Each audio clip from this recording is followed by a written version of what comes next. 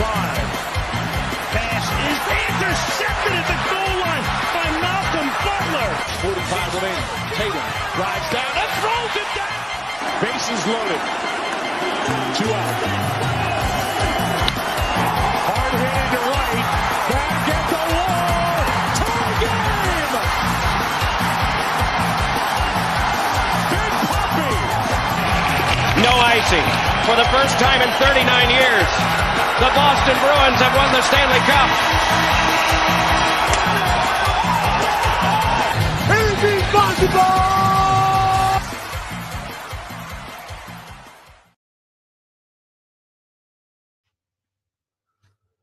Hello, good evening, and welcome to another edition of Kicking with Kruse. I'm your host, Ben Kruse. Hope you guys are having a great week and a great night. Late night here on the East Coast, but I figure tonight on the stream, because there's just so much sports content and a ton of stuff specifically in the sports world, that I figured we have a show tonight. There's obviously a lot. Obviously, this is Kicking with Kruse for those really quickly that have firstly chimed in that have not been to my show before. So welcome. And obviously, before we get started into all of our topics for tonight, right down here on our ticker bar below, make sure you guys to follow us on the IM6 and the IM6 and the MI6 Sports Network on Facebook, YouTube, Instagram, on TikTok. You guys can also follow me at Ben Kruse via my Twitter, and you guys can, give me a message on any type of sports specific content over there, and I greatly appreciate that as well if you guys want to take a look at my stuff as well. But yeah, and of course, for the stuff that's coming up this week, I know we're trying to hopefully have another stream for the Super Bowl with a bunch of my guys over here on the networks. So obviously tune into that stuff, and we have that through the rest of the week. And just a lot of stuff that's going on right now, in terms of the sports world. And I can't wait to bring it to you guys as well for tonight. So, I don't even know really where you guys want to have me begin, but I'll probably begin probably starting with the Super Bowl, because it's going to be a really, really good game. And I know there's been a ton of stuff this week. Yeah, the Super Bowl this week. Obviously, have the NBA trade deadline, which officially ends tomorrow, exclusively at, I think, 3 o'clock, 4 o'clock, right in that middle. And boy, oh boy, yeah, 3 o'clock tomorrow. And there's been actually so much stuff that we could talk about specifically in the NBA trade deadline. That could probably be the majority of our show for tonight. Crazy, because typically, the Super Bowl week, everybody's obviously excited for the game. Everybody's obviously ready for the anticipation up to it. But you look at this overall trade deadline, and it's been absolutely insane enough to basically where, the coverage obviously for the Super Bowl is going to be fine and stuff, but you'll basically just find out very, very shortly during the stream in terms of why I basically mean that. And of course, we got some breaking news. We got breaking news left and right, really, on a lot of this stuff in the sports world. But we got a big breaking news segment that happened with one of the biggest dominoes on the MLB free agent front, as Pete Alonso has officially found out his new team and basically my reactions to that. So a lot to get into. Also, really quick, too. The NBA trade deadline has been going left and right in terms of some breaking news. So if there's anything specifically during my stream, I will make sure to put it out here for you guys. And if you guys have any reactions, comments, questions, I'd love to obviously answer that for you guys at the end of the stream. So without further ado, yes, we're going to just pretty much get right here into the Super Bowl edition. We got the Eagles and Chiefs on Sunday night, 6:30 over in New Orleans. And now, the Chiefs obviously, when you look at storylines for this game, the Chiefs are obviously trying to go for the first three-peat ever in NFL history. You obviously looked at a lot of dynasties in the past, the Packers of old, the Cowboys of old. Obviously, in the modern, that's been the Patriots. And none of these teams specifically have ever repeated. Of course, you've had a couple repeats, back to backs, but you've never had a three-peat ever. And the Kansas City Chiefs, out of the last 6 years, they've been in the Super Bowl 5 of the 6. Yeah, it's absolutely remarkable. And you will look at the overall with the Eagles. They just played the Kansas City Chiefs a couple years ago in the 2022 season, so now 3 years ago, against the Eagles, and it was a great game. So I'm obviously anticipating it's going to be another great one, and I know a lot of people don't like either team. Obviously the Eagles are very hated, of course, their fans. The Chiefs obviously are very hated because just they win a lot. So I mean, a lot of people I don't think are planning to watch, but I think that it's more the fact of just the tiredness and just the Chiefs vague, tiresome, and everything like that. And I think when it comes to the Super Bowl, I think people have to kind of remember that it's not just the game people are excited for, of course, the commercials, the food. So even if you might not be watching fully the game, you'll probably be watching something related to the Super Bowl. So for those that are saying that they're not fully watching the Super Bowl, it could be just not the physical game itself. So, but yeah, I think the overall game itself is going to be great and exciting. So I'll really quickly go into terms of how both teams got to the Super Bowl as is. So the Chiefs, obviously, they played the Houston Texans in the divisional round.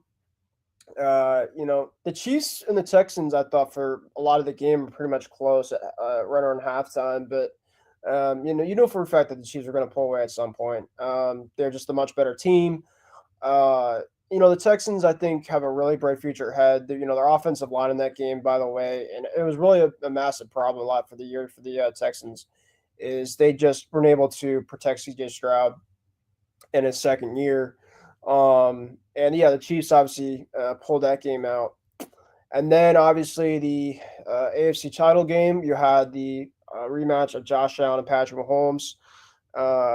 That's obviously been crazy every single time, a crazy game. And obviously he went right down to the end. And, obviously Josh Allen has had Patrick Mahomes' number in the regular season.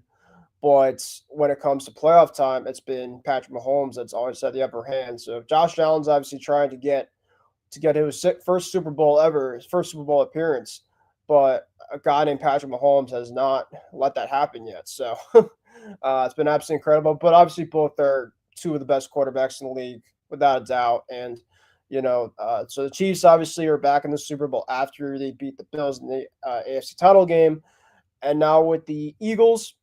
The Eagles, they played, let's see here, the Rams in the NFC divisional round. Actually, no, I'm sorry. The Eagles actually started in the wild card. That's where they started. So they started against the Packers. Packers are really banged up, they. In that second half, the Eagles, had a really good start to the game, but then the Packers kind of kept back in. They kind of went toe-to-toe, but the Eagles, due to their running game, I mean, Saquon Barkley, that's been one of the biggest factors in terms of why the Eagles are in the Super Bowl, is because the Eagles have a great running game, they have a great offensive line, and they have a great defense. So, obviously, Jalen Hurts has had a lot of criticism, in terms of his overall play and stuff like that, but the reason why the Eagles are where they are specifically is their running game, their offensive line, and their defense. But Jalen Hurts has made enough plays as a game manager where he doesn't have to be the guy specifically. I mean, I know that for a fact he's going to have to come up big in a lot of moments here, of course, come Sunday. But I think at least until now, he hasn't had to be the guy to put the cape on like a lot of other quarterbacks, where there's a lot of lack roster construction, I guess, on other parts specifically. But the Eagles are just such a strong team, and I think that both teams are obviously ready for this challenge. So yeah, I'm just obviously really excited to kind of now to get more into this game and kind of who I predict in terms of to win this game for the Super Bowl on Sunday. So the Chiefs, the biggest thing about this right now is Patrick Mahomes. Patrick Mahomes is obviously he's trying to go for now in terms of Super Bowl wins. I know obviously he'd be the first ever quarterback to three-peat out of any quarterback in NFL history. Quarterback Super Bowl wins for Patrick Mahomes really quickly. Let's see here. Yeah, so he's had three. He's had three Super Bowl wins. He won in 2020, 2023, and 2024. So, and obviously he's already beaten this team once. So not only he would three-peat, but he would have two Super Bowls within the last 3-4 years against the same exact team. Say whatever you want to say about it, but that's absolutely remarkable in its own self. To not only three-peat, but to beat a team out of your four Super Bowls, basically 50% of those Super Bowl wins were against the exact same team. And one of them was including to complete a three-peat, which is, of course, never happened before. So I think that would be really, really cool to see. I know a lot of people wouldn't want to see it because, of course, the Chiefs fatigue and stuff. But history is history at the end of the day. And, I think whatever happens, happens. I mean, obviously, I'm going to give you guys my prediction very, very shortly. But I think when you look at kind of both teams right now, the Chiefs, obviously, like I mentioned, Patrick Mahomes is obviously going to be leading that team. Andy Reid's obviously he's facing his former team, the Philadelphia Eagles, now for the second straight time. And so for a fact kind of what the Eagles are trying to do. They're trying to get the revenge from a couple years ago. Obviously, a decent amount of turnover from the Eagles coaching staff, but I think obviously the one thing that stays ahead is Nick Sirianni. So that's obviously somebody that's trying to get his revenge, as well as guys like Jalen Hurts, Devontae Smith, AJ Brown, who obviously played in that Super Bowl a couple years ago, Lane Johnson, and others. But when you look at just the Chiefs themselves, first of all, with the Chiefs side, like I said, Patrick Mahomes, they brought back Kareem Hunt for the running game, and he's obviously doing really, really well over there. The biggest thing about them, too, is a lot of this season. So, obviously, in Patrick Mahomes' early career, they scored a lot, in just terms of a very high-powered, flying type of team offensively. This year, in the last couple of years for Patrick Mahomes and the Chiefs, they've been able to find ways to win in different ways. It kind of reminds me of some of the late Patriot dynasty years with Brady, in which it didn't matter specifically how many passing yards you had or how many receiving yards that you had. It didn't matter specifically. If you're able to control clock, win the turnover battle, and to just play specifically on your terms and find ways to win the game, that's what makes a great team. And I think that that's where they're pretty much trying to learn the last couple of years, and it's been able to be effective. So the Chiefs are really kind of turning into that new villain in terms of they're finding new ways to win specifically these type of games. And obviously they're trying to win one more against a really, really good Eagles team on Sunday. I am going to give you guys my X factors and, kind of players to watch as well. I think the biggest thing also too, because there's just so much you can really get into this game. Both teams are really, really, really good. Obviously Travis Kelce, him at tight end. Travis obviously hasn't been the same guy this year when it comes to production, but he's done a lot specifically in other ways if he's not catching the football. He's a really, really good tight end in the blocking game. He obviously had the big block on the second Mahomes run that he had in the AFC title game a couple weeks ago. The running game, the passing attack from the running game, Samaje Perine I think was their third running back that they had, and they got him last year, and he had the game clinching first down for the Chiefs for them to go to the Super Bowl. I mean, that's pretty much tells you everything you need to know about the Kansas City Chiefs type of team consistently. You just never know specifically who's going to get the ball every single week. It could be guys like, Kelce. It could be guys like D-Hop. It could be guys like Pacheco, Kareem Hunt.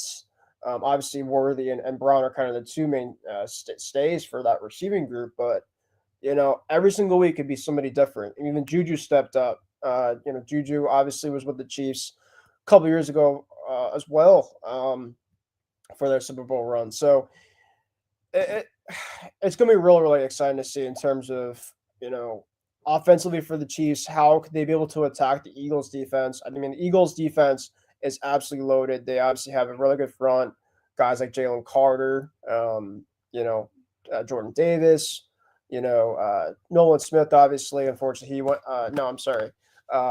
Jacoby Dean, linebacker from Philly, he went down, unfortunately, in the playoffs before the Super Bowl. But they have Nolan Smith, Cooper DeJean in the secondary, Quinyon Mitchell. They just got great corners, great safeties. So it's basically a chess match, and this is obviously why the Super Bowl comes to. Hopefully, you get these teams like these two teams that you can basically kind of see in terms of who wins the type of chess match.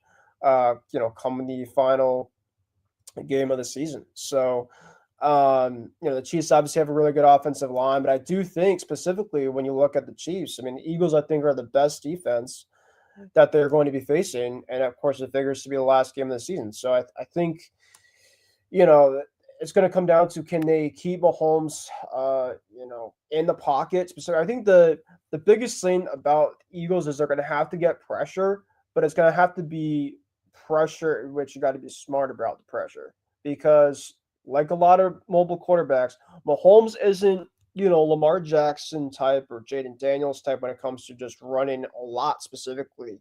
But he's also a guy specifically where if he needs to make a timely first down, he's going to use his legs. I mean, that's pretty much been something that Mahomes has been consistently about. He's not obviously running like crazy, but he's obviously very, very smart and he is very elusive. So if you're the Eagles defense, you've got to be very, very smart. And Vic Fangio is obviously a very aggressive coordinator when it comes to a lot of pass heavy type of downs. So, I know they're going to get after the quarterback a lot. They're going to try to disrupt Mahomes as much as they can possible. But I just think the biggest thing about the Eagles defense, specifically if you're them, is to limit the big playability from the Chiefs offense. That's been obviously one thing that the Chiefs can do consistently. I mean, Andy Reid does a lot of big time plays, to guys like Worthy, to guys like Kelsey. And if the Chiefs offensively can run the football, that opens up a ton of play action. And you could say a lot for the Eagles too. The Eagles, I think, are a lot more a consistent heavy power run type of offense. Obviously with guys like Barkley and others, but I just think that's the biggest key for the Chiefs is the Chiefs are going to have to be from ahead. They play really, really well from ahead, and that the Eagles do as well too. But I think if you're the Eagles, Jalen Hurts specifically, the Chiefs specifically want to play on their own terms, and that's playing from ahead. They're always a great team of playing from ahead. I think for the Eagles that will cause a lot of trouble because the Eagles are a very heavy run type of team. So they want specifically to control their clock also, and that's specifically by running the football, controlling the football, and limiting the amount of possessions on the other end by Patrick Mahomes. So that's why I think from both sides, offensively and defensively, that this chess match is going to be very, very, curious to watch. So obviously I talked about the Chiefs offense. The Chiefs defense is obviously just so great too. You obviously have Chris Jones right in that middle on the defensive line. You have Tranquil, obviously, in the defensive end linebacking area, and then obviously guys like Trey McDuffie and others in that, in that secondary. They're a ball hawking type of team. They get after the quarterback also. They create turnovers. So it's going to really come down to specifically the amount of turnovers from both sides. And I think, Mahomes obviously had a fumble last game in the AFC title game. But outside of that, the Bills also had a couple turnovers on their end. They really didn't fumble the ball, but they obviously had a couple turnovers on downs, which pretty much were turnovers on their end, which led to points from Kansas City's side. So, if you're the Eagles, against a team like the Chiefs, as much as the Chiefs maybe aren't the Chiefs of old, they will play like it when the game gets tight and it goes down to the wire and it comes to the fourth quarter and stuff like that. Patrick Mahomes, this is nothing to him. He's seen so many situations specifically like it, and especially too in the Super Bowl. He's obviously seen it, like nobody else. At least we've seen in this quarterback era room right now. He is one of the most experienced guys, for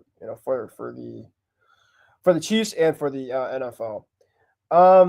Now look at the Eagles side. So obviously, I talked about the Chiefs a lot more early on with the offense and the defense, but the Eagles, like I just talked about, the Eagles' strong suit really is their running game. They basically, and I haven't really thought about this for a while, but I thought about this a couple days ago. The Eagles went to the Super Bowl specifically because of their running back. You don't really see that a lot now in terms of your best player to get to the Super Bowl is your running back. Typically, it's either, most of the time it's your quarterback, but sometimes it's your defense, sometimes it's receivers. Not a lot of time now, it's been your running game. But, Saquon Barkley, before the NFC title game against the Washington Commanders, he basically said that, we can go to the Super Bowl specifically because of our running game, and we are going to punch you into the ground specifically. That's basically what he said. And he was true to his word. The first carry that he had of the game against the Commanders was a 60-plus yard touchdown. And Saquon's obviously had 50-plus countless touchdown runs already in the playoffs. He had a ton in the regular season. But what Saquon can do specifically is scary. We all pretty much know that Saquon Barkley is one of the best running backs in the league. But what he's doing right now is freakishly good. And especially with a really good Eagles offensive line, whatever type of holes that you have, it might not even be the biggest hole out there. He is going through those holes, and he's going like that. If he basically is on the second level, and the defense, the Chiefs secondary is not wrapping him up in open field, he more likely than not is going to either break the tackle and go to the end zone, or it's going to be a massive long game past that. That's pretty much it. That's essentially how scary he's been.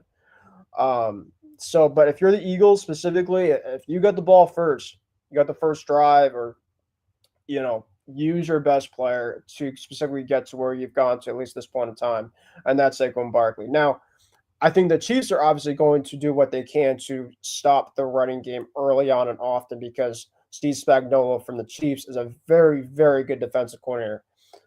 But what they can also do, because Jalen Hurts can run the football, is they're obviously going to use a lot of, zone read option type of plays. And hopefully, guys like across the middle of the field, tight end, Dallas Goedert. Dallas Goedert has been heavily relied on in the passing game and in the running game for the Philadelphia Eagles. And I think that they're going to have to use him a lot in this game against the Chiefs in the Super Bowl, and I know that A.J. Brown, who obviously kind of struggled the first couple games of the playoffs, he started to come to life against the Commanders with a touchdown last week. Devontae Smith's obviously a very, very consistent receiver.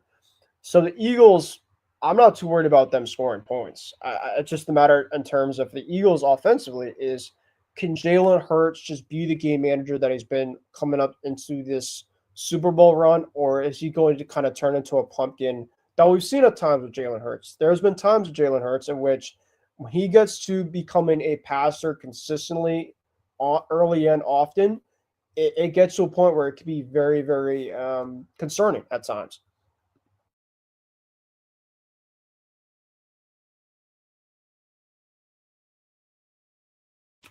And I'm not saying that Jalen Hurts is a bad thrower.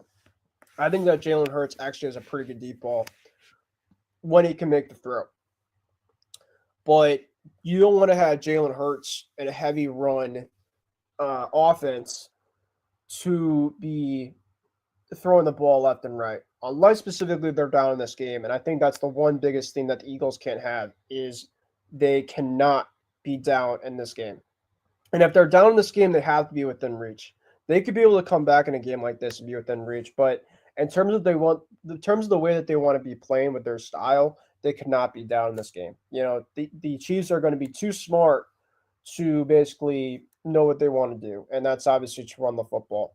Now, they still might do it when they're down in a game like this. I do think that in a game like this, the Eagles are going to be down in this game. I just do.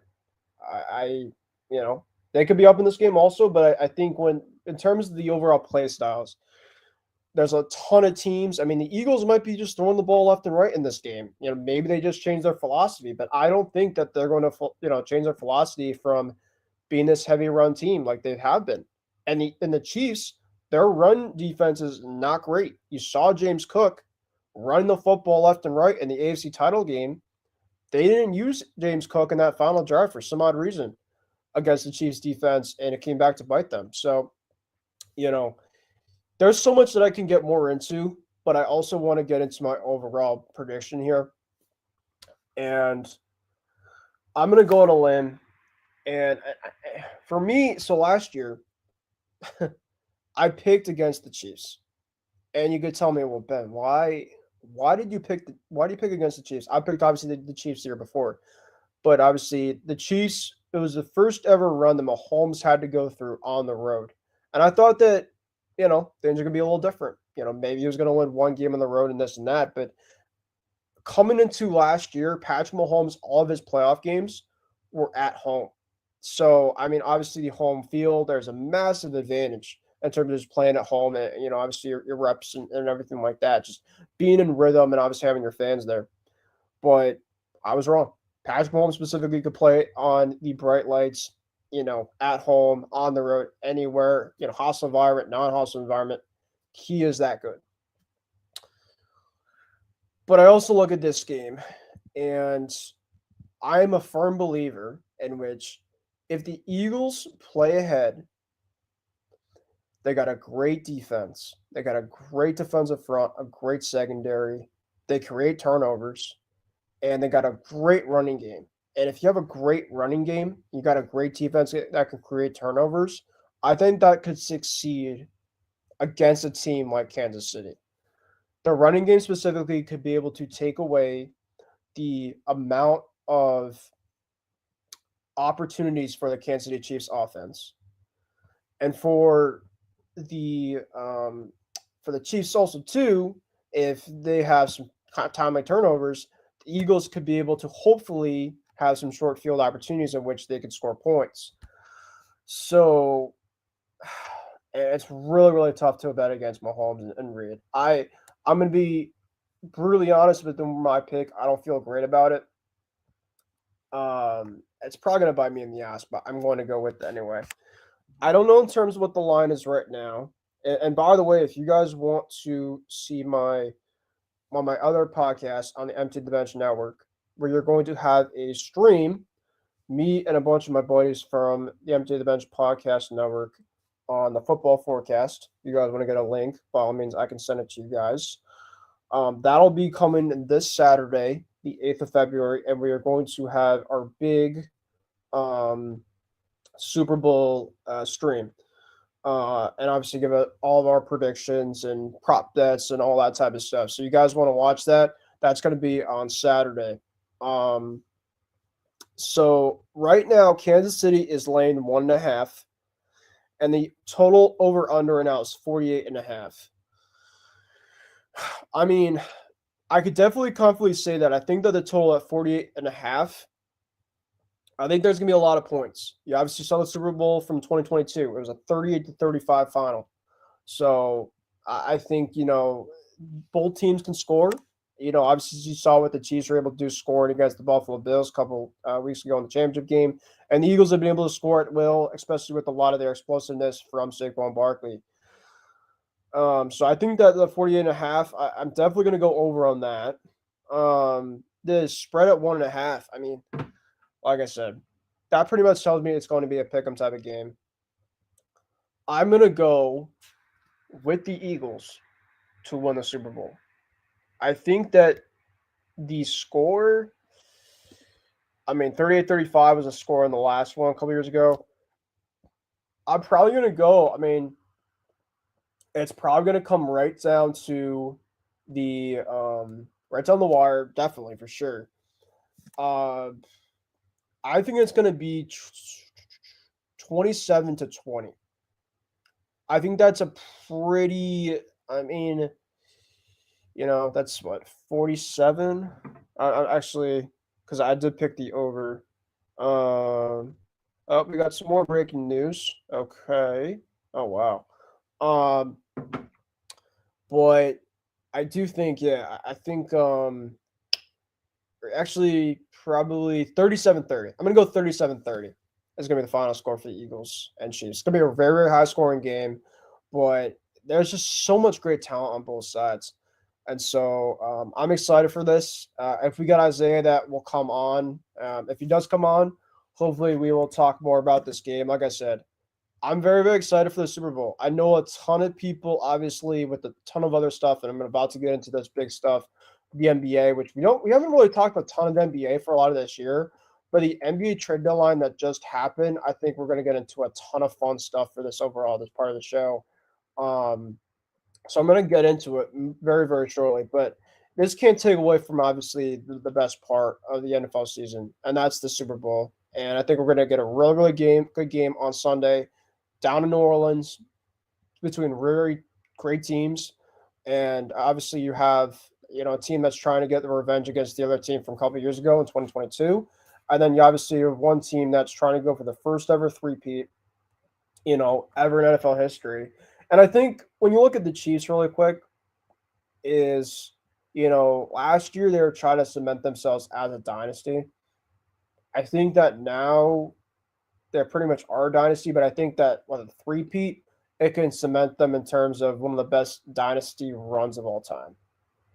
I really do. I mean, when you win when you've been in the Super Bowl the last 5 to 6 years, and then you win a Super Bowl, again for the first three-peat ever to make history, you're definitely going to be in the record books for sure. So I'm really, really excited though. I'm really excited to see if the Chiefs can make history. If they don't make history and Philly wins, I think that, it's a great revenge story for them from a couple years ago. And Philly's a very, very good team also. So, I will obviously, hopefully to talk more about this stuff on my other network come on Saturday. But, and really, really quick as well, too, before we get into the NBA stuff, is I will get into some X factors to watch out for. I did talk about that last week with Isaiah. So, for the Chiefs offensively, somebody that's not getting talked a lot about, but he was somebody that the Chiefs brought in this past year, and that is DeAndre Hopkins. DeAndre Hopkins obviously is somebody that is like on their third or fourth on the depth chart, but I do think that he's going to come up big in this one. Yeah, I do also too. I think defensively, there's gonna be a ton of guys to watch for your X factors. I think Chris Jones, to me specifically, because the Eagles obviously have a very good offensive line, but Chris Jones is obviously a game breaker. He's a game changer. And so if he starts to wreck the game, I think that the Eagles are going to be in very, very big trouble. But the Eagles have such a great offensive line. They don't let Hurts get sacked a lot too. I mean, they've obviously, I've seen a couple sacks here and there, but they do a pretty good job of keeping Hurts upright. So, and then for the Eagles, my X factor for offense is going to be Dallas Goedert, because I do think that the Chiefs are going to try to sell a lot for the run. I mean, that's kind of obviously their big game plan. They know for a fact that the Eagles run the football heavily, so Dallas Goedert's going to have a ton of mismatches. Because of course they're going to be biting a lot. The linebackers, their defensive ends and stuff. So Goddard's going to have a lot of plays. I think opportunities in the flat, a lot of plays obviously across the middle of the field that Jalen Hurts hopefully can find.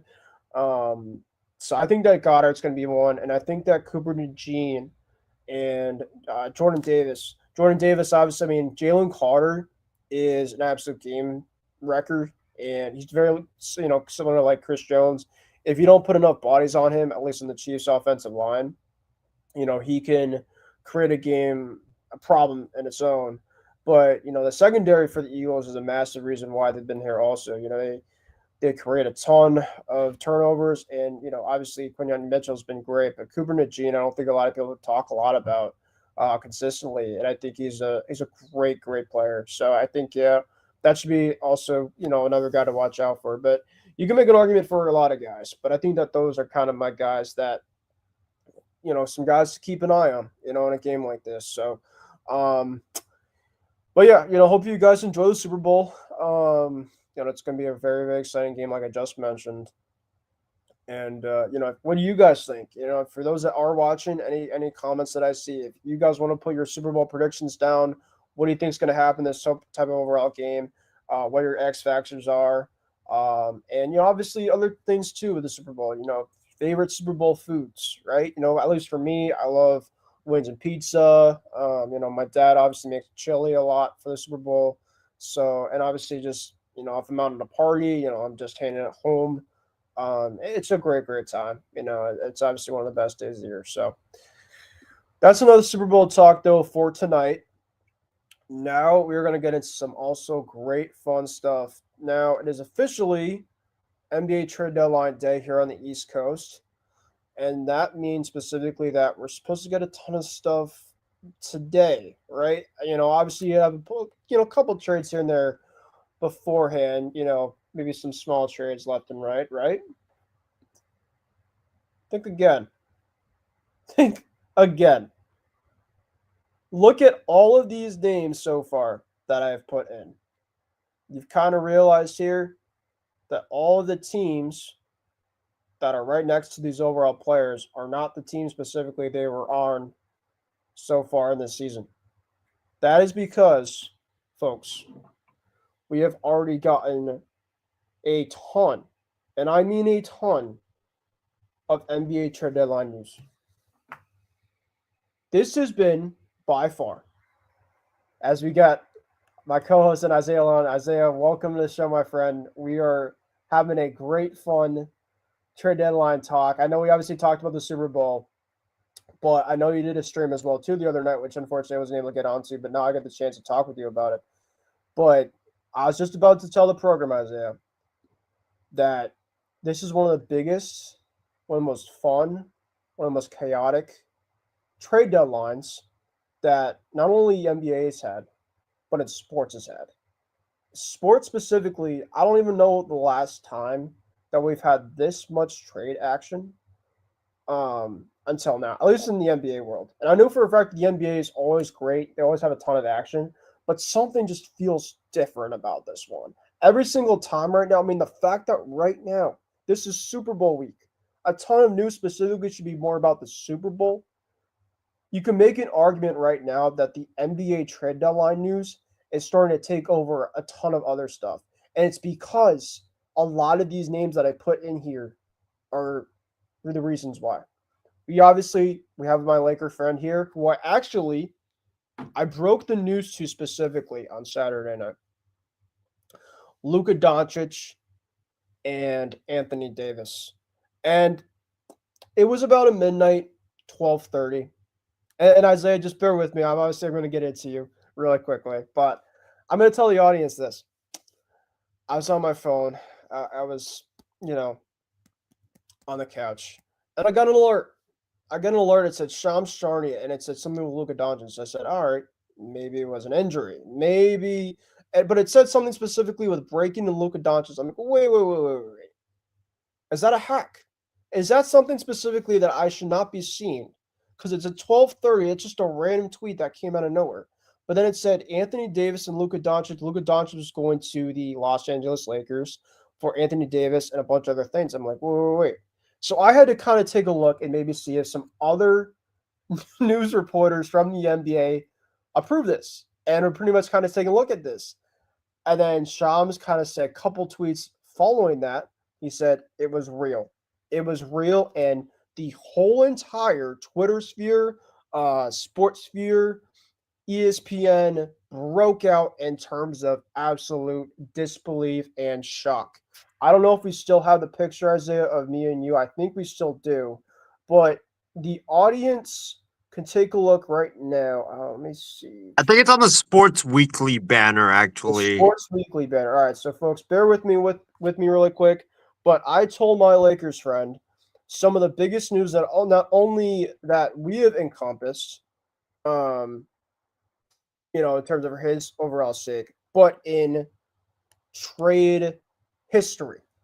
You can see right here, that's me specifically going down the steps after getting the full trade of Luka Doncic to the Lakers. And you see up here in the top right, Isaiah at Buffalo Wild Wings, me essentially passing the message over. I almost got kicked out, too, because I screamed so loud.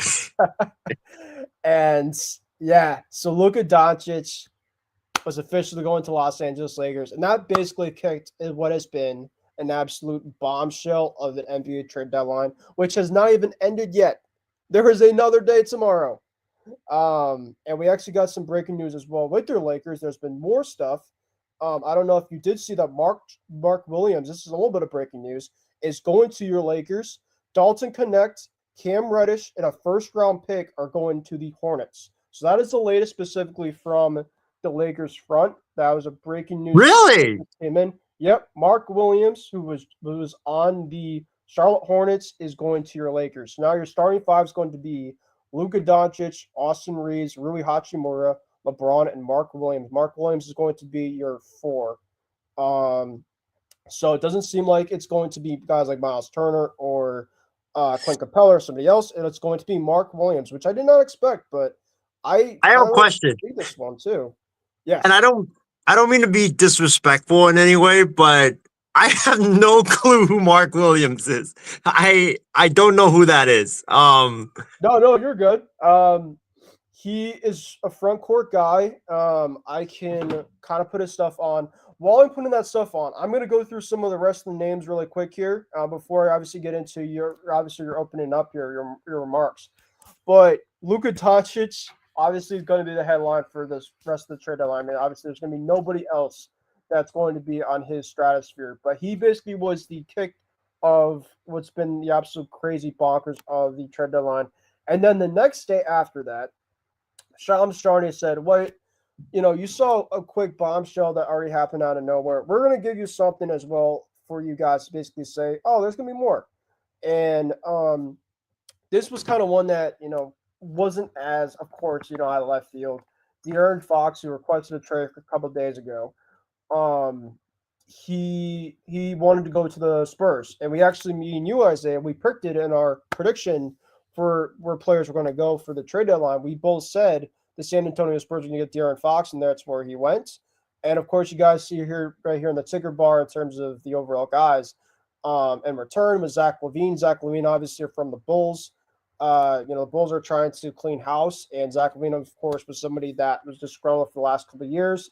They finally, of course, moved him, and Zach LaVine gets to go to a place in which he reunites with DeMar DeRozan from Chicago, and he made his debut. Both guys actually made their debuts tonight. Zach LaVine and De'Aaron Fox both, I think, played really well. I know De'Aaron Fox played pretty well. Zach LaVine, I'm not terribly sure about, but I know he's going to do great things over with the Kings. And then, of course, you had trades that went down today. 3 of them actually down here. So you guys, wait, there was more before tomorrow. You had Jimmy Butler, which the saga was going on for months. Jimmy Butler wanted to get out of Miami. This was even around Christmas time that Jimmy Butler wanted to be out of there. And there was so much stuff left and right. Pat Riley had to, suspend him for a couple of games. Then he came back. Then he suspended him left and right. And we basically predicted either the Suns or the Warriors were going to be the finalists for Jimmy Butler. Kevin Durant's name came out in trade talks. I don't know yet if Kevin Durant's going to be on the move, but there was a lot of smoke coming the last couple of days that Kevin Durant was going to go to Golden State. Those talks cooled off, apparently. Shams Charania earlier on in the NBA today was saying that he did not want to go back to the Golden State Warriors. So that's where the Jimmy Butler and Golden State talks went back up. And Jimmy Butler is now going to Golden State. That officially broke today. Coming back for that was Andrew Wiggins.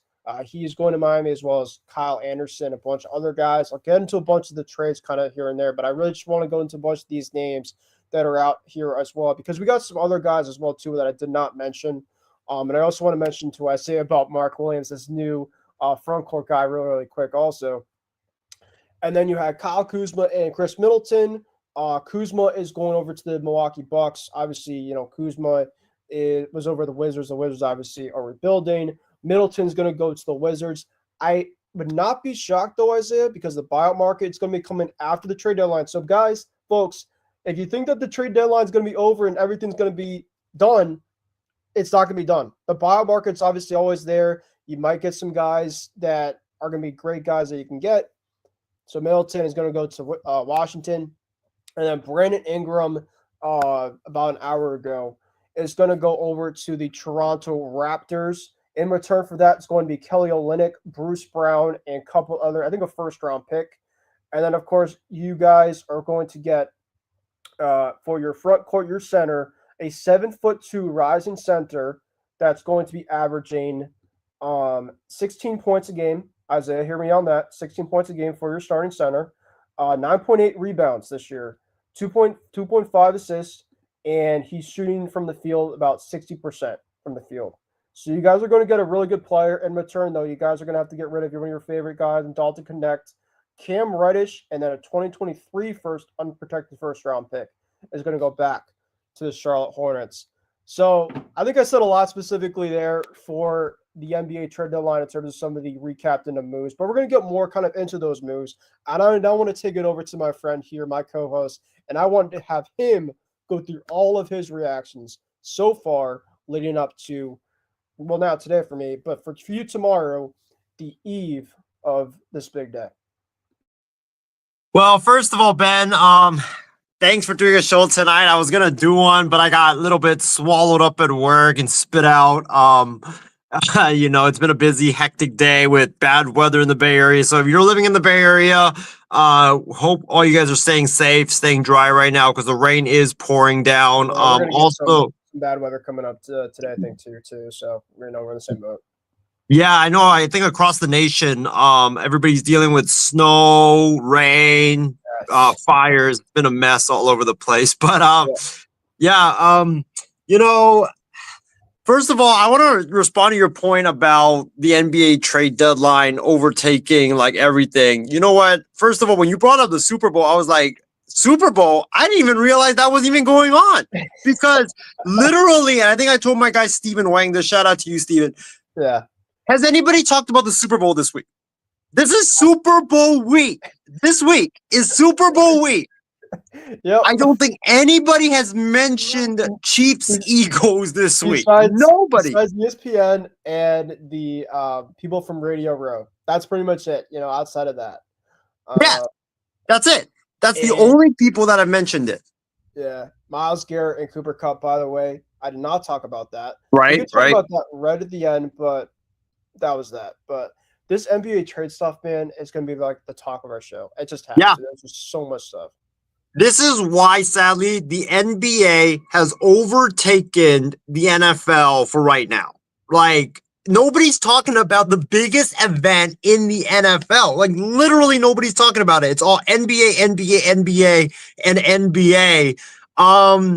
And so, I mean, it's crazy to see. It's crazy to see all the names that are getting dealt right now. And like you said, we still got one more day ahead of us. And normally trade deadline day is the day where all the most exciting action. There could be stuff going on, by the way, folks, during this stream. So we get shocked.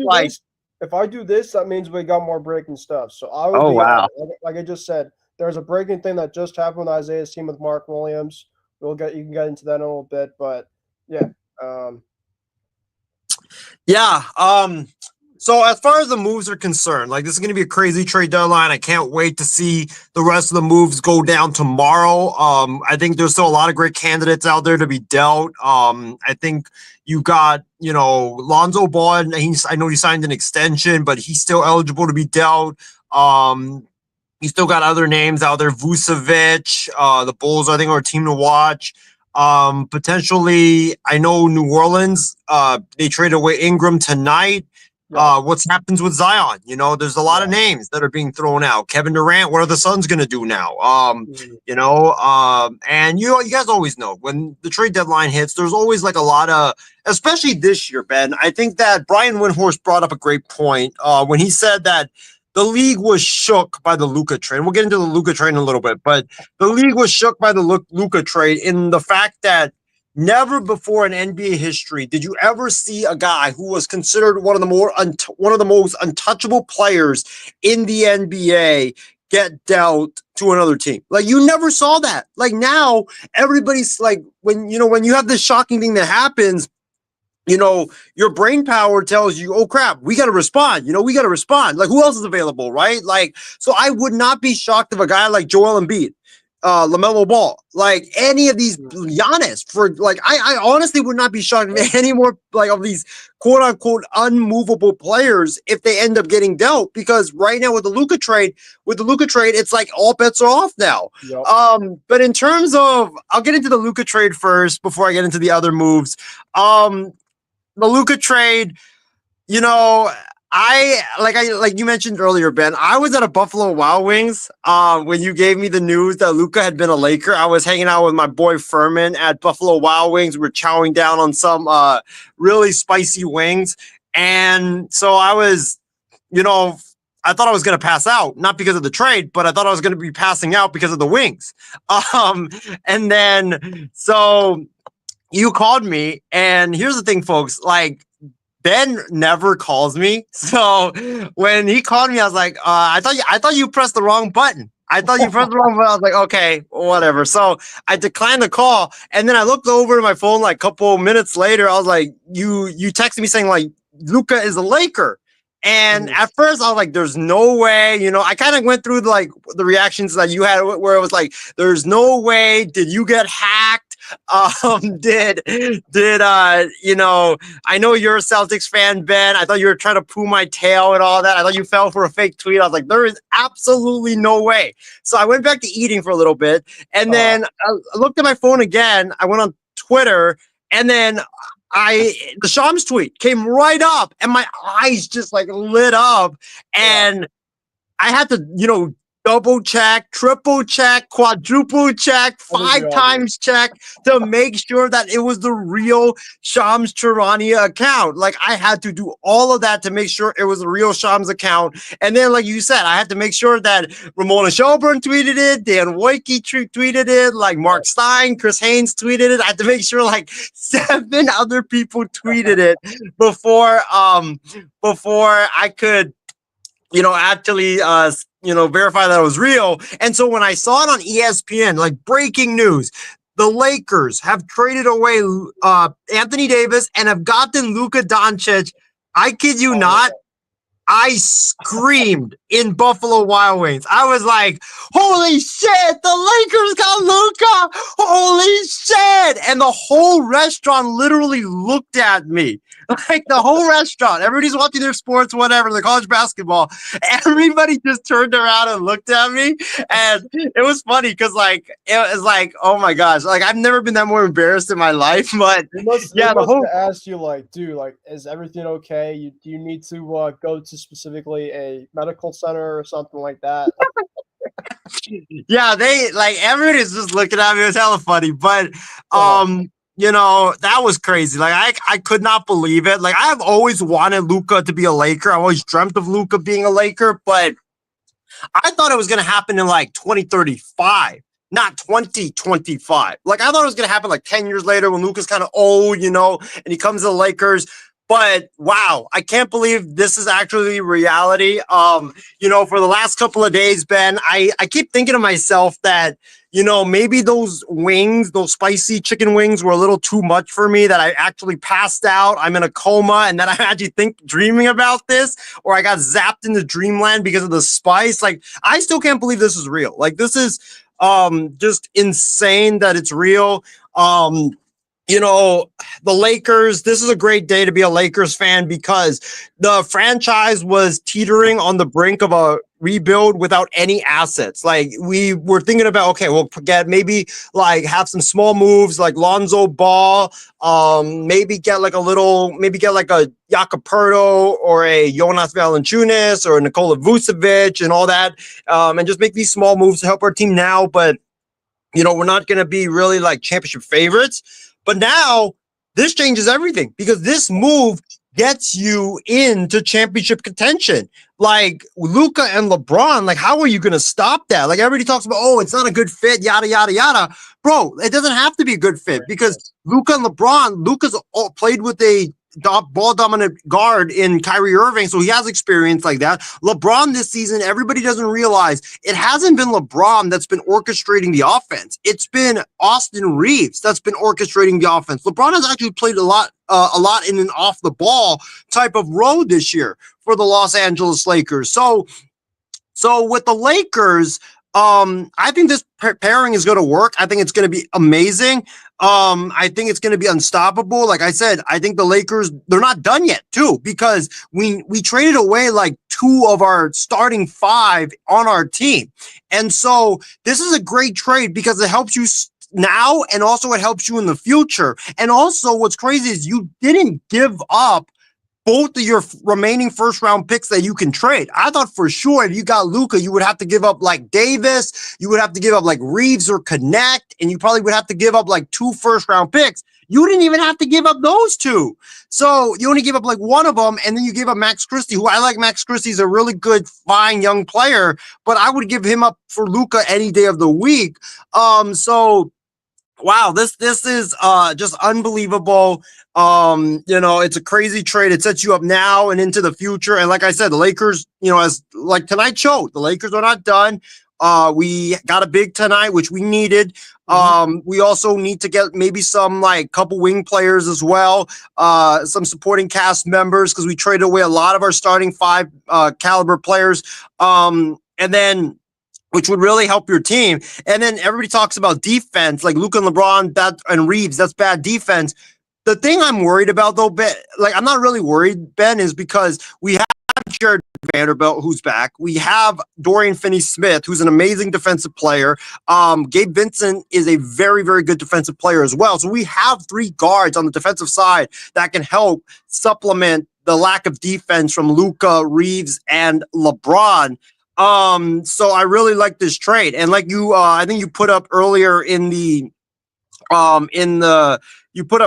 think in the, when I was talking that, that like it marks, I think 17 years since Pau Gasol got traded to the Lakers in a shocking trade. Yeah. From February 1st. So, wow, just, it's an insane trade. And, I can't believe that deal is real. We didn't even have to give up a lot. I think, Markieff Morris will help the Lakers with toughness and be that one of the supporting cast members. Maxi Kleber, when he gets back, he's going to be able to help you, be a stretch 5 as well, and spread the floor out. So I love this move for the Lakers. I think that, with Luka, he's only 25. You never see players like this, 25 years of age, get traded in the beginning of their prime. You never, ever see it. And for the Lakers to get him, I mean, yeah, it's insane. And, we were teetering on the brink of LeBron retiring in a year or 2. Anthony Davis would have been like 33, 34, and then about to be, going down in terms of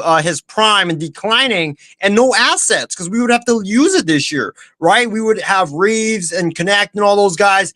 We were looking at a dim future, but now that dim future has gotten brighter and brighter with the addition of Luka Doncic, and I can't wait to see Luka play. I can't wait to see how he does in a Laker uniform. Also, I think that if you're the Lakers, I think honestly it's smart for you to sit Luka out until he's 100%, because right now he's got that calf strain.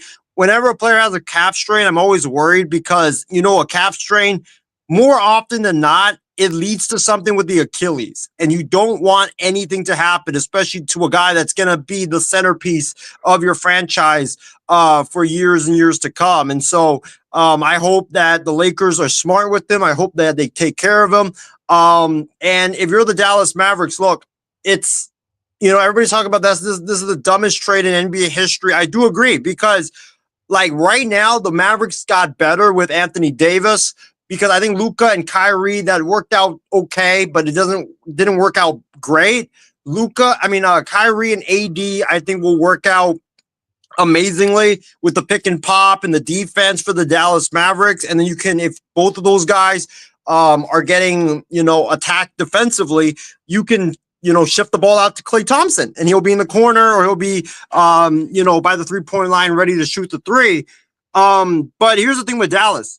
You lost your future. Right now, you have to win the championship in the next 2 to 3 years. If you don't win the championship, you're done. You're screwed.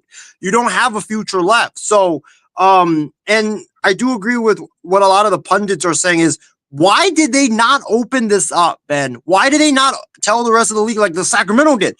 De'Aaron Fox is not re-signing with the Sacramento Kings. We're going to open him up. We're going to make him available. Why did they not do that? I just felt like that was malpractice by the Dallas Mavericks to not do that. Like, I don't know why you don't open it up and just shop Luka Doncic around. Because think about the offers you could have gotten. Like, who? It's Luka freaking Doncic. Who's gonna like not give up their star players to get him? Maybe like the Nuggets. You're not giving up Jokic. Spurs wouldn't give up Wemby. Celtics probably wouldn't give up Tatum and Brown. But other than that, but outside of that, Thunder, SGA. That's it. Like other players, like you literally have to like either give them up or you have to think really hard about it. Like for example, if you're the Phoenix Suns, would you give up Devin Booker for Luka? Obviously, yes. Like New York, Jalen Brunson. Would you give up Brunson for Luka? Yes. If you're the Philly, I think you would definitely give up Embiid for Luka because he's younger and he's like he doesn't play now. Yeah, Embiid doesn't play now. Exactly. So I don't know. I think that the Mavs, I don't know what they're doing. Nico Harrison.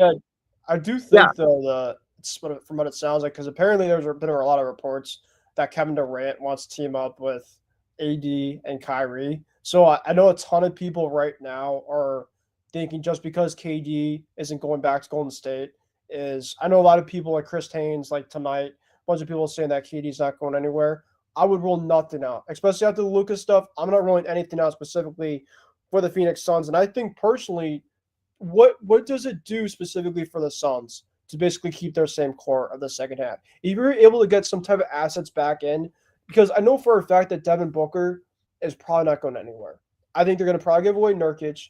From what it sounds like with Bradley Beal has a horrific contract, but apparently he wanted to go somewhere out warm, but there's apparently not a lot of suitors right now for him right now, just because of obviously probably his back contract. So I mean, the only person that has the value is Kevin Durant. So, I mean, if somebody's going to go call it, say it's OKC. OKC has a ton of assets. What if it's about Houston? Houston's a very young team. What if they get him? They see this type of Avengers now with teams like the Lakers getting better. The Spurs obviously added up. The Sacramento Kings obviously got better. Why, when you look at this specifically, how will you go out? Take advantage of it. Yeah, it's probably going to hurt you in the short term, but get at least assets back. That's the biggest thing now. You're looking at specifically now the landscape of what the NBA specifically turned out to be. And if you want to be good, you might have to get something hard potentially that might help you on the long run. And when you look at this Luka trade, I think for the Lakers, it's a phenomenal move. I mean, it's something that where they, the incompetence from Dallas obviously came in, and it's something specifically I have no idea why they even made this a realistic potential reality. But sometimes in sports you get lucky, and the Lakers found a way. I mean, for any team specifically, to get a superstar, generational superstar. I mean, the Dallas Mavericks general manager should be fired on the spot right now. I'm begging you right now. Absolutely. The fact that you trade a generational superstar in his prime to basically be the next coming of Dirk Nowitzki for your franchise, and you basically trade him away for, and nothing against Anthony Davis at all, but Anthony Davis is obviously older. He's very injury prone. And then outside of that, they basically got away no other things specifically for that. So you basically got Luka Doncic for basically Anthony Davis. I mean, that's basically us giving away Jaylen Brown, probably. I mean, Jaylen Brown's obviously one of our key pieces, but if you're telling me that you keep me Luka Doncic and Jason Tatum on the same team, oh yeah, ring me another banner for Christ's sake. Luka Doncic is that good. So Ben, it's honestly like Boston trading away Tatum and getting back like Joel Embiid. Like he's a good player, but he's never healthy. It's all right. No, exactly. Yeah. And it's like you got Embiid, but guess what? You didn't get, some of their other players. You didn't get all their draft picks. Like, I don't know. The Dallas, like I understand Dallas fans' frustration. I know that a lot of Dallas fans have decided to desert the Mavericks, and rightfully so, because I probably would have done the same if my team did some stupid stuff like that. But yeah, I don't understand, like, why did they not shop Luka around? Why did they not get, if you're going to trade with the Lakers, why did you not get both of our picks, get Reeves or Connect and Christie in the deal? I just don't know. It doesn't make any sense to me. And I think also I'll add this in before I finish up about Luka is Ben, this is the NBA owing us for the Chris Paul veto deal. This is that, man. Like when the Lakers got the Chris Paul deal vetoed, I was extremely upset. 25-year-old Chris Paul would have gotten sent to the Lakers. Well, guess what? We got that back in a 25-year-old Luka Doncic, a point guard who will be our future for years to come, to pair with an aging superstar, man. And it's going to be extremely fun to watch. And like I said, buckle up because the Lakers aren't done yet. And like you said, like tonight, and I'll segue into that other move with Mark Williams. I was extremely happy to come on and talk about Luka, but now when you told me the news about Connect, man, I'm extremely devastated because why did we trade? Like, first of all, no disrespect. Who is Mark Williams? I have never heard of Mark Williams before. Like, that just shows you how bad the Hornets are. There you go. That's this guy right here. Why did we? This is the thing. Connect would have been a perfect fit with Luka because you need a sharpshooter who doesn't need the ball. If I were to trade either Reeves or Connect, I would have traded Reeves because Reeves, Luka, and LeBron, that's not good. Like, you need three. You can't have three ball handlers. There's no three basketballs on the court. So I would have traded Reeves, but I don't know why the Lakers, if you're going to give up that much, you trade away your pick for your last pick available, your last first round pick. You trade away Connect. Did they trade anybody else besides Connect, or was it just Cam Reddish and and a 2031 unprotected pick? See, that's the thing is, like, Mark Williams is a good young player. I think he's only been in the league, and he averages 16 points a game. So yeah, like that's solid. It's really good. And you basically have that on top of guys that average around 20 plus easily with Luka and LeBron. And then you have a guy like Mark Williams who averages around 16 points a game. So already theoretically, your starting five, 3/5 of your starting five is going to average you about 60 to 70 points a game. Well, and he's a young center too. He's like, I think it's only his second year in the league. And I looked at his box score the other just a couple minutes ago. He was putting up like 20 points, 24 points, 38. I think he had 1 point in the game.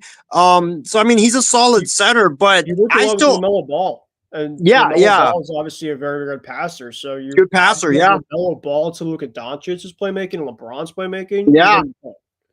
I do like this move. I don't like that we gave up Connect. I don't like that we didn't protect that first round pick because I think that with this move for the Lakers, he's a young center. He's very athletic. He has a lot of room to grow and continue to develop.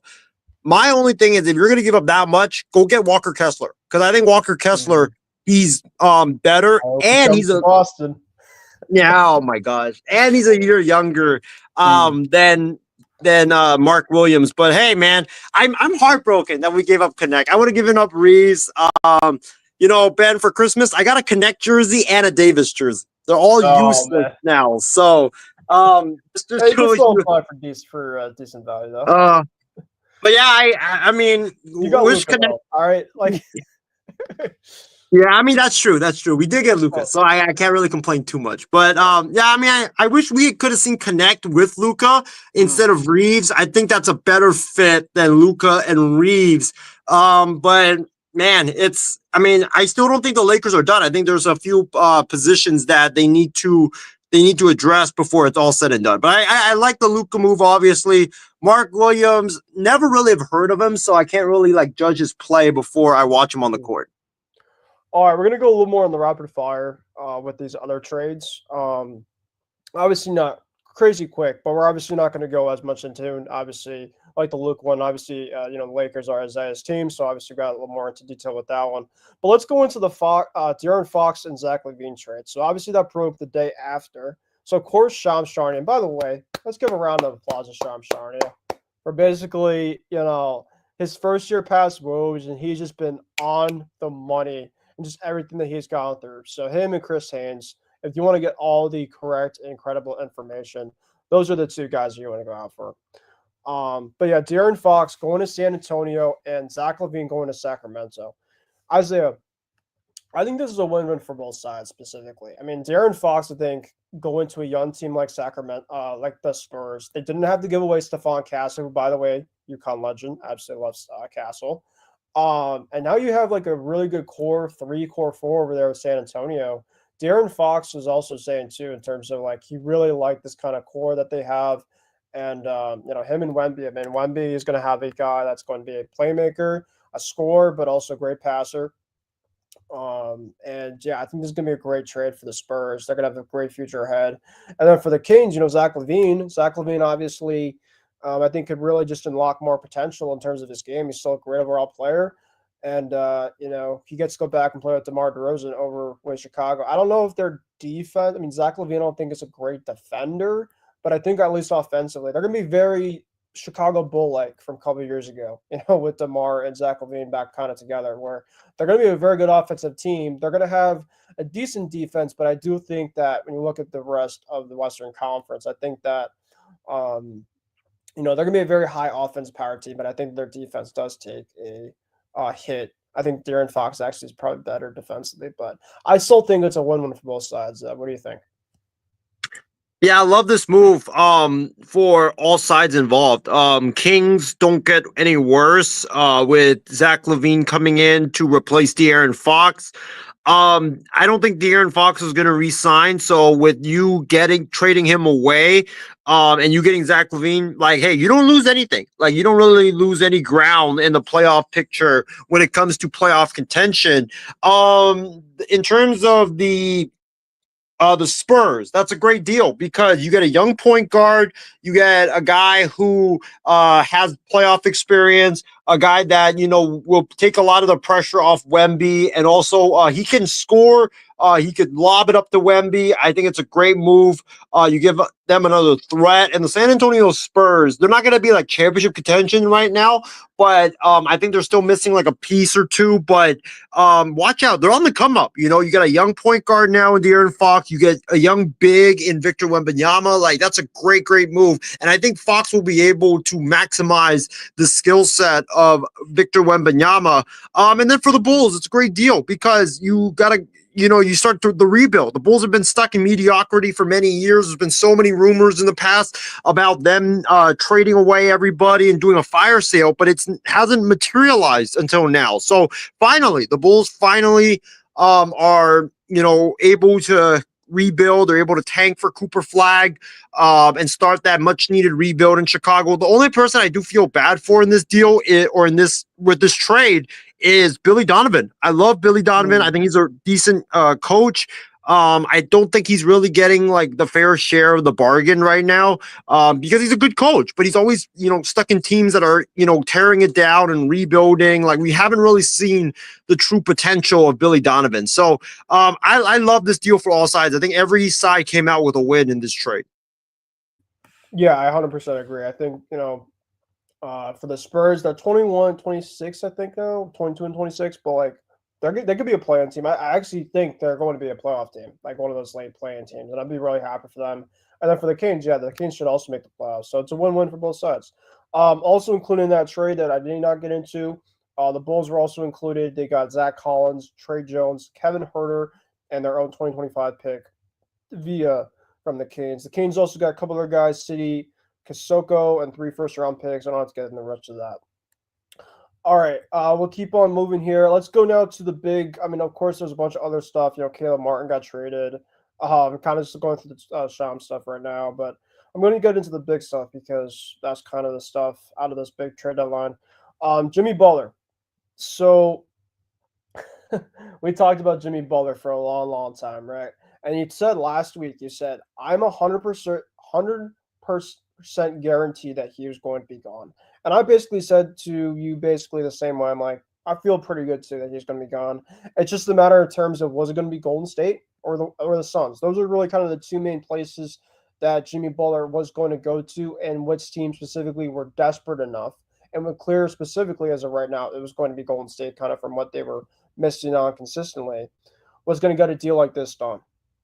So it broke 4 hours ago. Well, this was from 8:14 from Shams. So Miami Heat finalized a deal to send Jimmy Butler over to Golden State for Andrew Wiggins, Dennis Schroeder, Kyle Anderson, and a protected first-round pick. Now, this turned into a 4 or 5-team deal, so bear with me in terms of everything from there. So Dennis Schroeder headed over to Utah. Kyle Anderson headed over to Toronto.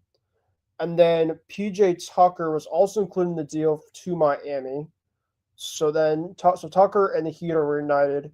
And then Kyle Anderson actually didn't stay with Toronto. He went back to Miami.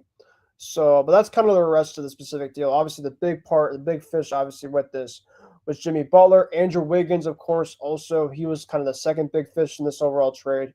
He went over to the Miami Heat. I think that the Heat got a decent package kind of given for what they were able to do. I think that Wiggins was somebody that they were trying to move, and Jimmy Butler was going to go move to Golden State. So now Steph Curry finally has a star next to him, obviously since the departure of Klay Thompson. Isaiah, let me ask you this. I think specifically, and Jimmy Butler actually just got an extension right after the trade happened. For Miami's sake, I mean, listen, they had a great run with Jimmy Butler, but I think for both sides, it's finally good for them to kind of take this monkey and this whole entire thing off their backs. And I think for the Warriors, I mean, you now have Draymond Green. Thank you for that tweet, by the way. Draymond Green, Steph Curry, and Jimmy Butler all together. So I want to ask you, I know Draymond Green, there was a lot of talks potentially of him being included in this deal. I'm kind of shocked they didn't have that, but kind of given this overall thing, what do you think about Jimmy Butler going to Golden State? And I think we both had him going to Golden State in our predictions as well. I think we did pretty good, Isaiah. Obviously, we didn't have Luka Doncic in this overall thing, but everything else, I mean, we had De'Aaron Fox to San Antonio. We had Zach LaVine. Do we have Zach LaVine to? No, I think I had Zach LaVine somewhere else, but yeah, I think I had Zach LaVine. No, I think I had Zach LaVine staying, actually. I don't think I had him going, yeah. Yeah, but we did have Jimmy Butler, I know for a fact, going to Golden State. So let me ask you this now. Since it's now reality, what's your overall reaction to Jimmy Butler there? And do you feel like he's going to do well over in Golden State? The Golden State Warriors, their dynasty has been saved. Their dynasty has absolutely been saved. I think the Golden State Warriors, and pardon my language, I think the Golden State Warriors whooped everybody's ass in this trade. You look at the Warriors, right?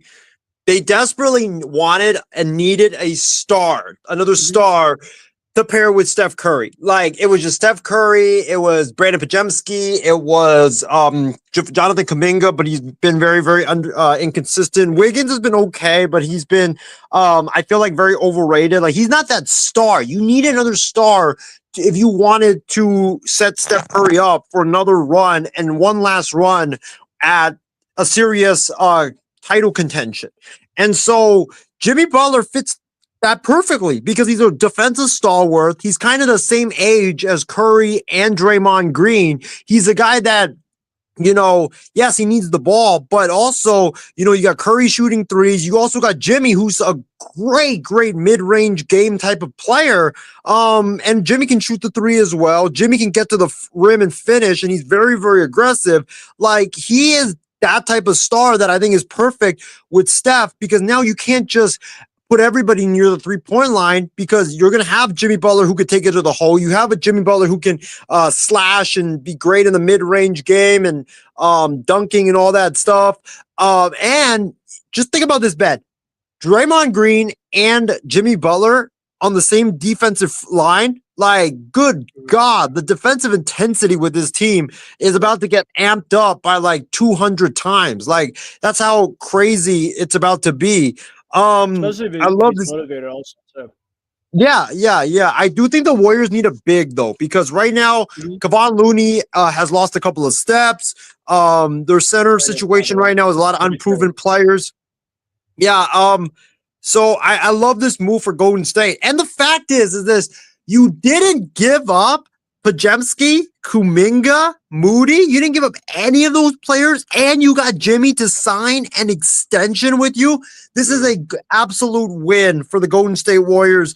They're back. They're back to being championship contenders. The Miami Heat. I mean, I cannot believe when I looked at this trade, Ben. I was like, I don't know if there's I literally thought I was dreaming. Like I was like, there's no way possible that this is true. Like I couldn't believe it whatsoever. Like I'm speechless right now. Like, how do you not get more? And hold on, there's a clip I want to play. This is literally my reaction to the Miami Heat. Oh my God, I'm about to faint. Yeah, I thought I was going to faint when I looked at that. I was like, I couldn't believe that the Heat didn't get either one of the three youngsters that the Warriors have. Kuminga, Moody, Pajemski. How do you not get in just one of those guys, let alone all three? Like, the Warriors were so desperate that they were willing to package all three and draft picks and their entire future for any star in the league. And you don't even get one of those guys? Like, come on, Miami. Like, you got Wiggins in the deal. You got a nice little draft pick. That's cool and all. But, I mean, Pajemski's not making too much. Kuminga's a restricted free agent, so if you re-sign him this offseason, his contract will not count against the cap. So, and he's a very good young player. Moody's a very decent young player as well. Like, you got to get at least one of those guys. So I don't think Miami made out very well in the deal. Like, I know you had to trade him, but I would have understood, like, look, if you traded him and he just did not sign with Golden State, he was a half a year rental, fine. But the fact that you gave him up and you only got Andrew Wiggins and a late first round pick in 2026 in return, like, I don't like this deal at all for the Heat. I thought they could have made out a little bit better, especially if they had gotten like a Pajemski or someone like that. And then I think the biggest loser of this trade, Ben, I think, is the Phoenix Suns, because the Phoenix Suns are cooked. Now, like, they tried for months to get Jimmy Butler. Like, how many times were people talking about, like, Butler to the Suns? Like, they tried for months to get him. And, it all came down to Bradley Beal not willing to waive his no trade clause. Nobody wanted Bradley Beal. And now I think that like the only way that Phoenix would have been able to get Butler is if they had traded Kevin Durant. Which I'm surprised they didn't do it, because I think KD's a little bit older and I would have had Butler. But I think if the Phoenix Suns this playoffs get knocked out in the first round, which I think they probably will, I think we're about to see a fire sale in Phoenix, because I think the Phoenix Suns are about to blow that thing up. Yeah. I think they're about to blow it up. And it's for the Suns, it shows that they're cooked. It shows that, like, nobody wants Beal, and that's one of the most horrific trades in NBA history. I'm just seeing right now what the contract is for Durant in terms of his contract. Let me see right quick. Okay, so he is a free agent in 2026. All right. And then let me see Devin Booker really quick. So, yeah, no, I agree with you. I think that Jimmy Butler deal over there is going to be good. I think Jimmy's very motivated. I think personally that he really was checked out, and kind of think that his play kind of took a toll on him as well. So, yeah, in terms of the fire sale too, I mean, I think that we're going to get a fire sale from the Suns. If the Suns kind of start to fade away here in the second half, we're gonna definitely have something to take a look at over there as well too. But here's what I'll say: if they do a fire sale, if I'm Rob Pelinka, get your ass on the phone. I'm trading LeBron. I'm trading Reeves. I'm trading, like, the rest of my assets. Give me Devin Booker. If Devin Booker becomes available, go get him, because he would be the perfect running mate with Luka Doncic, because Luka's a great passer. Luka needs the ball in his hands. Booker doesn't really need the ball in his hands. He's a great shooter. He can create He's a very good off the ball scorer. Like, that's a perfect fit. Defensively with Luka and Booker, Ben, you and I might be able to run circles around those two defensively, but offensively, like, those guys would put up numbers every given night. Yeah, for sure. All right, let's get into a couple other ones. These obviously weren't as I wouldn't say weren't as big. The crazy part is a lot of these other ones are big for like the other trade lines, but like now these are like more of secondary moves, which is the crazy part. Um, but yeah, Kyle Kuzma going to the Bucks. They're gonna have a big three with him, Giannis and Dame, and then Chris Middleton. The Chris Middleton era over in Milwaukee, unfortunately, has sadly come to an end. Middleton obviously was definitely Giannis's kind of wing guy, at least for a long period of time. But obviously, between injuries and just play, I mean, he's still playing fine. He's averaging 12.6 points a game. He's obviously his production's gone down, but he could still shoot the ball at a really high rate. I mean, he's still shooting over 50% from the field. Like I said before earlier on, I don't think that Chris Middleton's going to want to stay in Washington. I just don't. I mean, obviously they're rebuilding.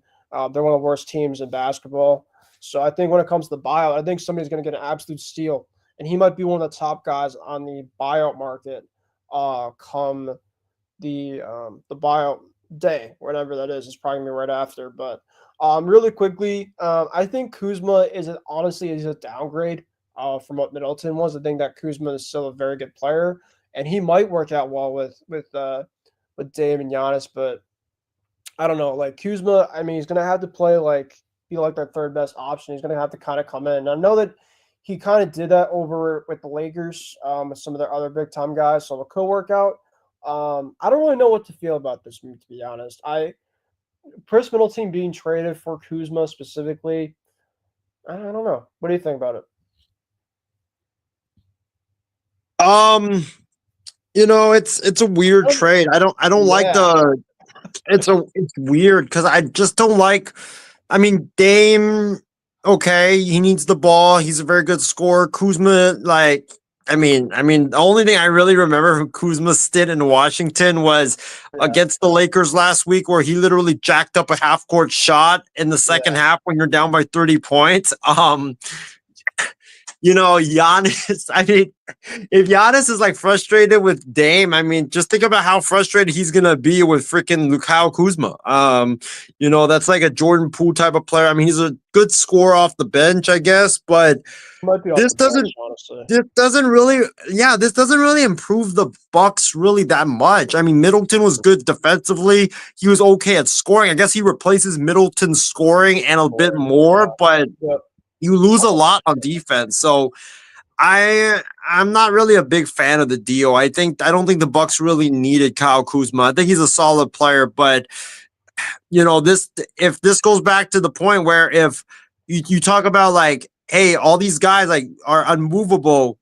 If the Bucks lose early in the playoffs, I could see Giannis requesting out. I really could, because he's talked about it too in the past. He's talked about he talked about the Luka trade in terms of like, I think that all these Europeans should start taking a look at going to these places. I'm like, dude, just ask out. It's okay. Like, I understand you be loyal and stuff, and I don't know in terms of what his contract is, but something tells me he's going to be bouncing at least at some point too.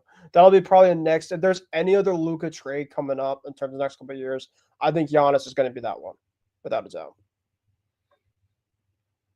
Oh yeah, definitely. I could see this off season too. I think that's going to be like last year. I think we've had a lot of big trades in the off season. I think this is going to be the headline. Giannis, where is he going to be going? If the Bucks get knocked out early, just watch for that. Golden State's about to be calling red and hot down one. Then starts going salvage, Jimmy. I'm telling you right now. All right, let's go to one specifically where Brandon Ingram. This was kind of one that I think would be an absolute steal for the Raptors. And I know a ton of people are like, why would he go to specifically a place where they're not contending? They're obviously one of the worst teams. But I might have said this to you. I don't know if I picked if I chose the Raptors actually in our game or not. But I think I did. At least I chose them or some other team. But I think I remember I chose the Raptors because they had a GM that's very aggressive. And they have a lot of picks. And they obviously love to work the phones when it comes to picks. So Brandon Ingram got traded. This was around 11:41, so about 2 hours ago, roughly, at this point in time. He went over to the Raptors for Bruce Brown, Kelly Olynyk, 1 first-round pick and a 1 second-round pick per sources tell ESPN. Yeah, I mean, Brandon Ingram wanted out for him a while. He just kind of wanted some other place. I think you had him with a Magic. I think that was your fit for Ingram. But this tells me right now, I mean, obviously DeJounte Murray's going to be out for the rest of the season. His name could have been floated around if he was able to stay healthy. And then Zion. I mean, I know Zion's obviously been hurt the last couple of years, but I think that if there's ever a time to trade Zion in terms of giving his value, now is the time. And I think that that's going to be one guy tomorrow. I know that obviously the Warriors were definitely checking. I mean, the Warriors obviously were checking on everyone. It was absolutely insane. Kevin Durant, Paul George, Zion. Obviously, Jimmy was kind of the top guy. Obviously, they got him. But Zion's something to watch out for low-key tomorrow. I don't think he is going to get moved, just kind of based on kind of what I've been seeing. But never rule that one out.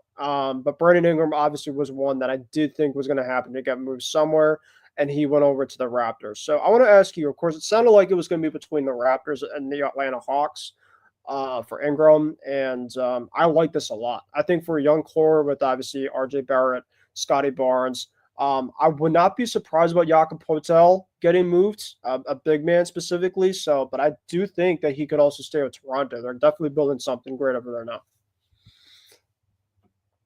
Yeah, I think first off about Zion, I think he's going to get moved tomorrow because I think the Pelicans they want to tear it down. It looks like it. You know, DeJounte Murray's out for the year, so you can't trade him. Ingram, that's been floated around for a long time. They finally do it. You think McCollum will go? Ooh. I think he has too steep of a contract, but they should because right now their team is they are like one of the worst teams in the West. They're not a terrible basketball team. Zion, everybody's been hurt this year, so yeah. So I think if you're the Pelicans, I think why not? Because everybody's trying to get Cooper Flag, right? And this is a really good draft class. Zion it just seems like he's made it clear through back channels that he's never wanted to be there. So the fact that you haven't traded him, I think is kind of mind-boggling. But in terms of the Ingram trade, I think that it's I don't understand it because I know he's a free agent or unrestricted free agent, I think, or he wants an extension, I think, this offseason. I think he's a free agent after next year. So the fact that you trade him from a trash Pelicans team to another trash Raptors team, I don't get it. I think this is a move for next year. Yeah, go ahead. What he wanted, though, because a lot of specific of these type of stars are basically saying, I want to win, I want to get money, I want to go for championships. For maybe what it sounds like with Ingram is maybe it was all about fit. That's maybe potentially what it could have been. And I think if you're the Raptors specifically, I think Ingram definitely could be one of the big focal pieces for a younger team like Scotty Barnes and RJ Barrett, where he can kind of fit in. And then from there, because, you look at the Western Conference, right? He could have went to probably some other places, but maybe he wasn't going to get the same amount of production maybe with some other teams. I mean, shit. So he probably was looking at this Toronto team, and he's probably, you can make an argument that maybe he's in the same situation like he was with New Orleans, but maybe it was kind of just an overall fit thing all along for him. Well, I think this signals to me that it was a money move, a money grab. Because I think that Toronto has a lot of cap space, so and they needed a star, right? They needed a star outside of this. I'm just blanking on the top of my head. The guy Toronto has Scotty Barnes. Yeah, they need another guy to pair with him. So this is a move for the future for the Raptors. A duel of Scotty Barnes and Brandon Ingram. I think that's a decent duel. It could definitely make some noise in the Eastern Conference, but if Ingram wanted to go to a championship contention, I think Golden State would have been better for him. I don't know why he didn't push harder to go there. But yeah, I think that also for the Warriors, I think that would have been perfect because you get a young star that could potentially be that focal point of your franchise after Curry were to retire or later on in the last year or so of Curry's career. So I don't, this is another one that I don't really understand. I think that for Ingram, he didn't really cost so much, but I would have rather liked him on a contending team rather than a team that's like, not going to do anything this year. But Ben, I do want to add about the Middleton Kuzma trade that I forgot to add in. Watch out for Chris Middleton on the buyout market, because I don't think he's going to stay in Washington. I really don't. I think he's going to get out. And, I think that he's going to be a very intriguing asset on the buyout market. I'm intrigued to see where he goes, because he can provide you some scoring. He can provide you some defense.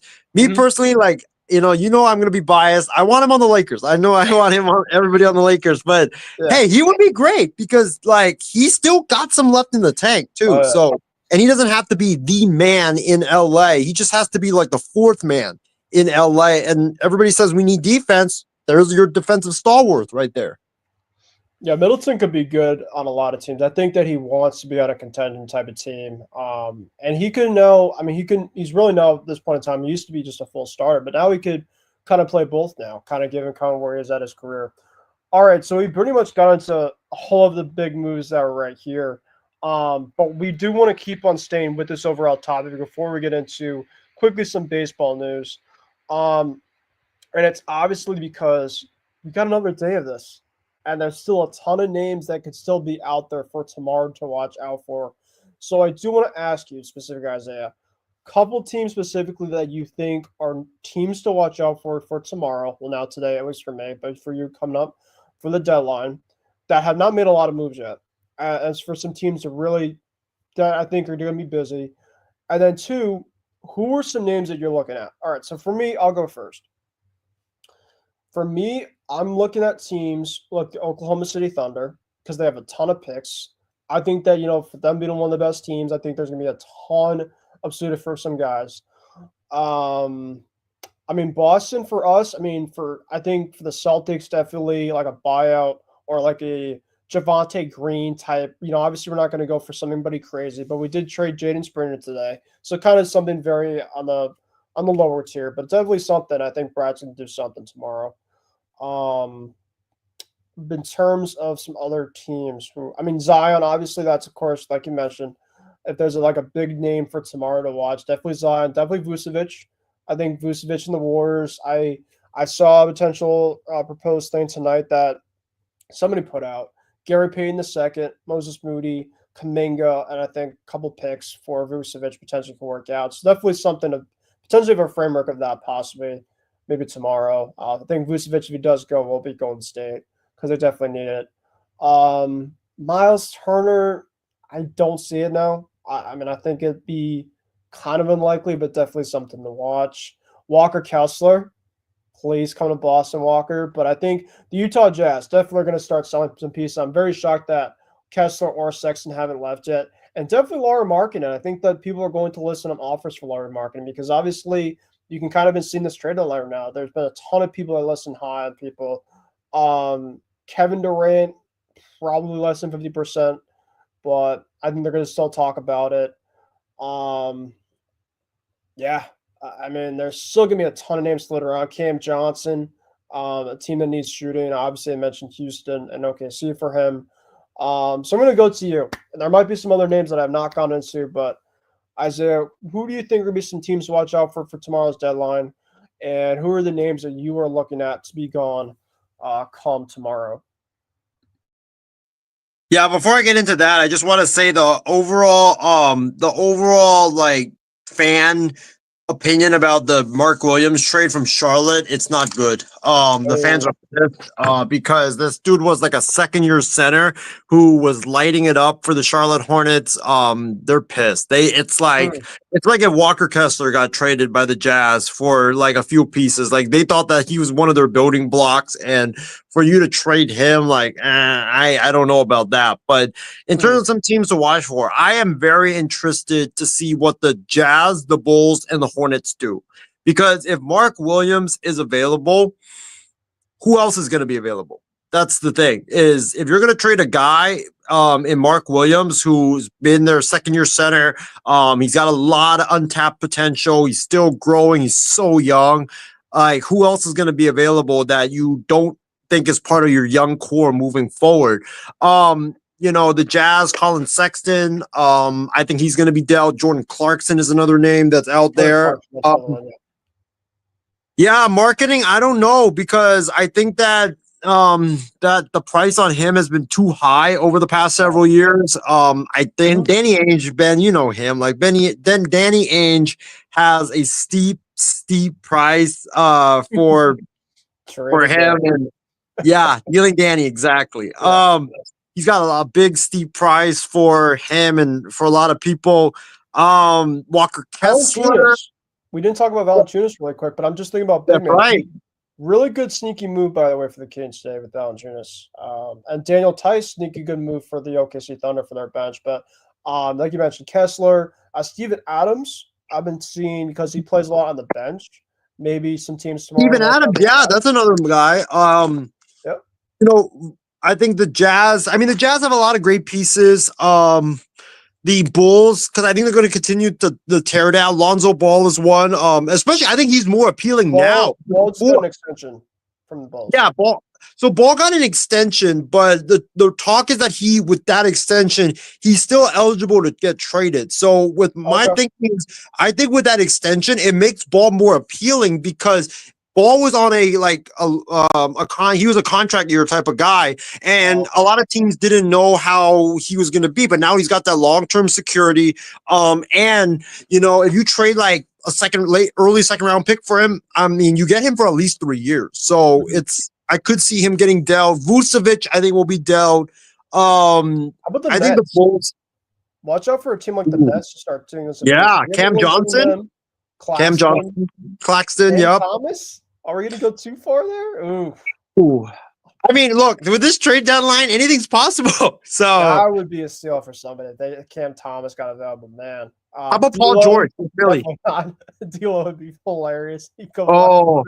Actually, I could see it because I don't think he's going to stay there in Brooklyn. I don't know. Yeah. I thought when D'Lo got traded, I thought he was going to get rerouted somewhere. But yeah, I think he could be dealt. In terms of like the buyers for tomorrow, I think Boston's going to make some moves. I think that OKC, I think they're going to make a move. Houston, yes. Yeah, I think they're going to make some moves. I think Minnesota, they need to do something at the deadline. It seems like I think that like the Knicks. The Knicks, they need to do something. They've been kind of like waffling the last few games. I think the Lakers aren't done. I still think they need some, like they got some pieces that they need to make some adjustments. Memphis. I think Memphis could also will do something at the deadline. But I don't think it's going to be big. But if I had to give you like a dark horse in terms of who is unexpected to be traded, right? After hearing the news tonight, watch out for LaMelo Ball. Because there's been talk the last several months. There's been talks about him getting dealt or some trade talks regarding him. And I mean, you just dealt Mark Williams, a second-year center who has very cheap control. Yeah, go ahead. Just to breaking news, Lane, Dennis Schroeder is not expected to stay with the Jazz. That's something just very small. Go ahead. Buyout market right there for him. Schroeder. Anybody wants Schroeder? Yep. But yeah, I could see LaMelo. I really could. I think that LaMelo has gotten tired of losing. I think that the Hornets, I think they prefer to build around Brandon Miller instead. LaMelo's gotten hurt too much. He's a great player, but he can't stay on the court. And so I think LaMelo's the guy to watch for. Zion, obviously. I think there's been a lot of talk surrounding him. Colin Sexton, Walker Kessler, a couple guys, Vucevic. But yeah, I think with their trade of Mark Williams out of Charlotte to go to LA, I think that signals that, hey, that there's a new front office there in Charlotte. They want to build with players that they bring in. So LaMelo Ball could be on his way out because he wasn't brought in under this new regime. So I could definitely see that. And, I still can't believe they got rid of Mark Williams. Like, that's a young player, second year, lighting it up. He thought that it was going to be with him, LaMelo, and Brandon Miller. And sadly, he gets dealt tonight. So, but the thing with Ben is I don't know who's going to trade for LaMelo because it seems like Golden State's out, right? The Lakers, I mean, like no way. Like who would want him? Maybe Phoenix? Would you do KD? Mm. Like you would get I younger. would do it, but I don't see it happening. I don't think Charlotte would do it, to be honest. And hey, I mean, think about this. KD today, we thought when we woke up in the morning, he would end up in Golden State, right? And then in the afternoon, we thought he was going to end up in Miami. Imagine if KD ends up in Charlotte. Let's get nuts, really, for real. Oh, God. Shit. You never know with this type of deadline. Miles Bridges is another one, too, speaking of the Hornets. That is a good one. Another team to watch, too, Portland. They've obviously been kind of sneaky, but a guy to watch is Robert Williams, my old friend. He will definitely be somebody, a shot blocker. Him and Kessler are two of my favorite guys to watch out for tomorrow. But folks, we can go on and on for tonight, but obviously there's other stuff we can get into. Pistons, that also another great one as well too. But we will talk more about this stuff probably this weekend after the Super Bowl, because I know I do want to ask Isaiah really quickly about the Super Bowl. I'll ask him about the final thoughts, because, folks, we got to talk a little baseball. We haven't talked a little baseball in a while, and we got somebody by the name of Pete Alonso, who, let me see if I can get into my. Well, regardless, I'll get into my overall banner here really quick. But Pete Alonso, Isaiah, I will say my voice a little bit here, but if you want to talk to the audience here about the Pete Alonso breaking news that happened tonight.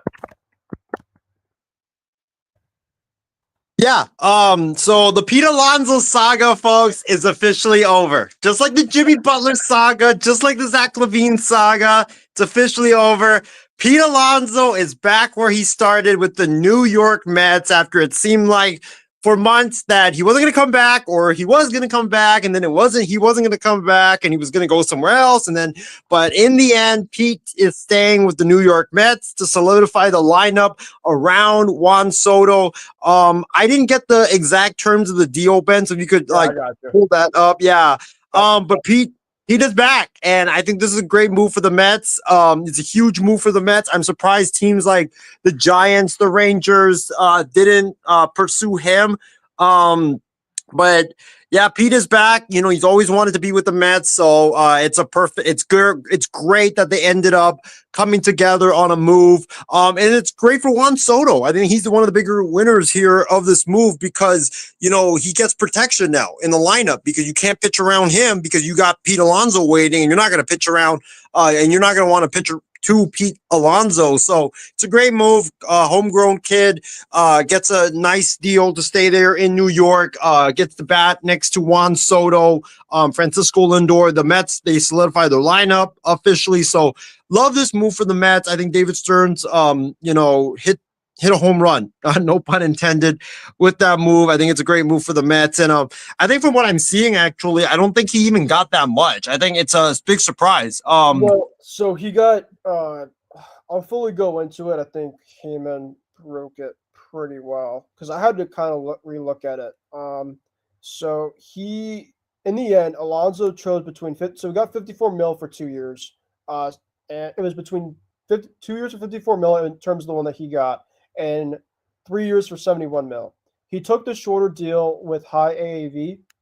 So he basically bet on himself for the first year. He got 30 mil from the first year. So theoretically, he could opt out after the first year if he wanted to, and then basically cash in. If he has a really good year after the first year, say he hits like 40 plus home runs, he could be able to cash out into the next year.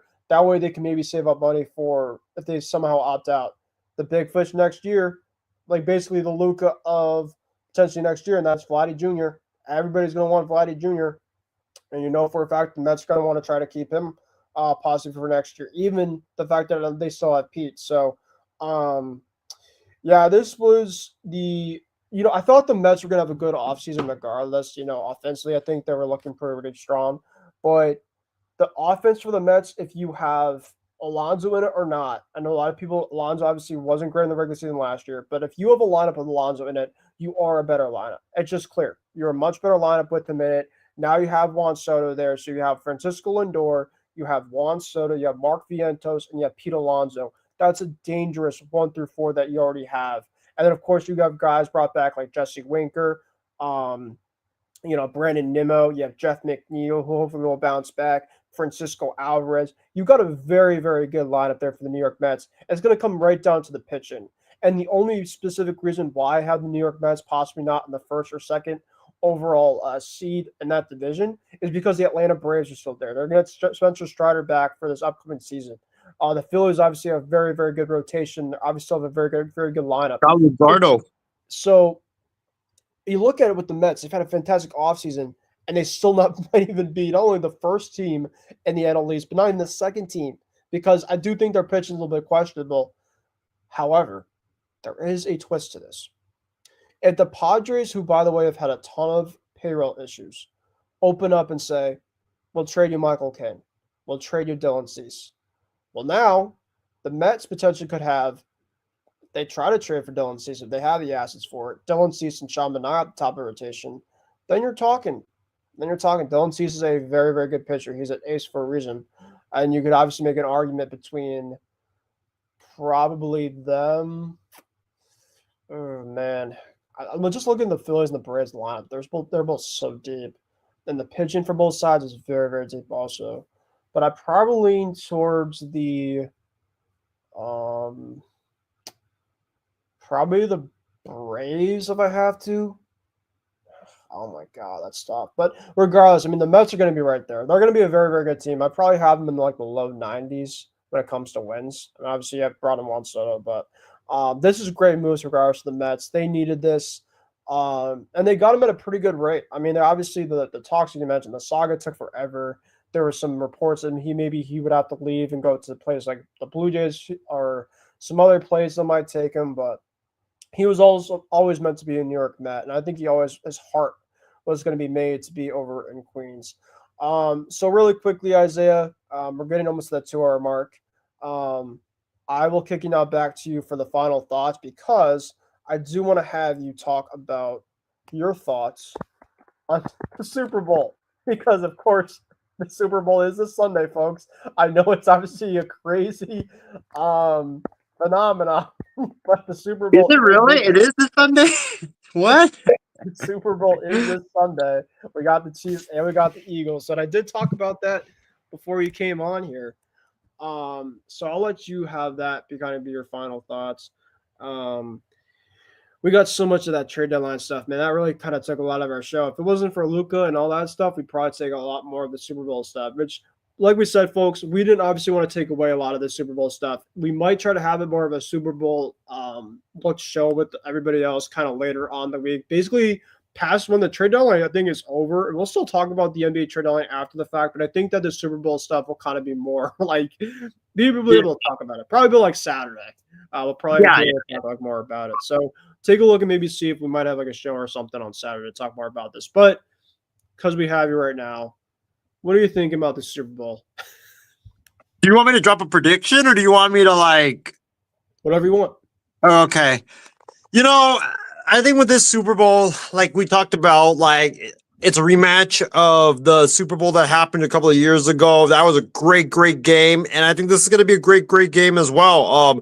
I think the Eagles are better defensively than they were 2 years ago. I think that, the Chiefs offensive line, even though that they are solid, I think they still are. I think they're a little worse than they were a couple of years ago. So, I think really this, like you said, this comes down to the trenches. I think it comes down to a couple of things. The trenches. Can the Chiefs force the Eagles? Can they force Jalen Hurts to be a guy that throws the ball 30 times down the field? Because if you can do that, you're going to win the game. Because without the run, I just don't think Jalen is that efficient and effective of a quarterback. I don't trust him with his arm. And I think if you're the Chiefs, you got to play him like you do, like a poor man's Lamar Jackson, where it's like you put a spy on him, put a lot of guys in the box. Your main priority has got to be to stop Saquon Barkley. And if you do that, you force Jalen to throw the football down the field and make him be the guy to beat you with his arm. I think you have a good shot to win the game. I don't think that Jalen will be able to be that, great threat to throw the ball 30, 40 times down the field and for the Eagles to win the game. For the Eagles, it's you got to run the football, obviously, get Saquon going early and often. If you can do that, you're going to win the game. The Chiefs defense has not been great against the running game this year. That's why I don't know why the Bills didn't run the football with James Cook. It made no sense. Run the football with Saquon Barkley. Let Saquon lead you. And I think that with your defense, with Vic Fangio's his ability to effectively shut down Patrick Mahomes like he's done in the past, I think that the Eagles, that's how you're going to win the game. So I think this game really comes down to the trenches. I think it comes down to, does the Chiefs force Jalen to be that quarterback? And if so, can Jalen, this is Jalen Hurts' game to prove himself. Like everybody talks about, we don't trust Jalen Hurts with his arm, and rightfully so, because he hasn't proven it. So it's going to be a fascinating game. Mahomes and the Chiefs trying to three-peat. If they do, it's going to be something that's never done in NFL history. It would solidify them as one of the greatest dynasties in all of sports. I really don't know who I really want to win, because I'm not really a big fan of both teams. With it's the Chiefs, Super Bowl nobody wanted, but I think it'll be a great game. right. It's like a Super Bowl that nobody wanted. If I had to drop a prediction, I'm gonna go with Philly. I don't think that. I think with the Chiefs, I just think the inability to stop the run is going to cost them, because you're facing the best running back in the NFL in Saquon Barkley, and you haven't been able really to stop James Cook. You haven't been able to stop a lot of running backs that ran against you this year. So if you can't stop Saquon, the Eagles are just going to keep feeding Saquon. They've got a great offensive line. I think Saquon has a massive game in the Super Bowl. I think that Jalen doesn't really have to do too much. The defense will put a lot of pressure around Mahomes. I think watch Vic Fangio to do what he does typically, because he's done a really good job of effectively not letting Mahomes be Patrick Mahomes in the past. So if he can do that, the Eagles are going to win this game. So I'm going to go Philly Philly 27, Chiefs 21. I think it's like a lower scoring game than it was in the first time around. Yeah, the last time they faced them was in 2022. It was 38-35. And the total for the over-under, Isaiah, is like 48.5. So I think right now, personally, it's going to be like 37-30. I think it's going to be kind of a higher scoring type of game. But there will be a lot. I think there'll be a lot of back and forth.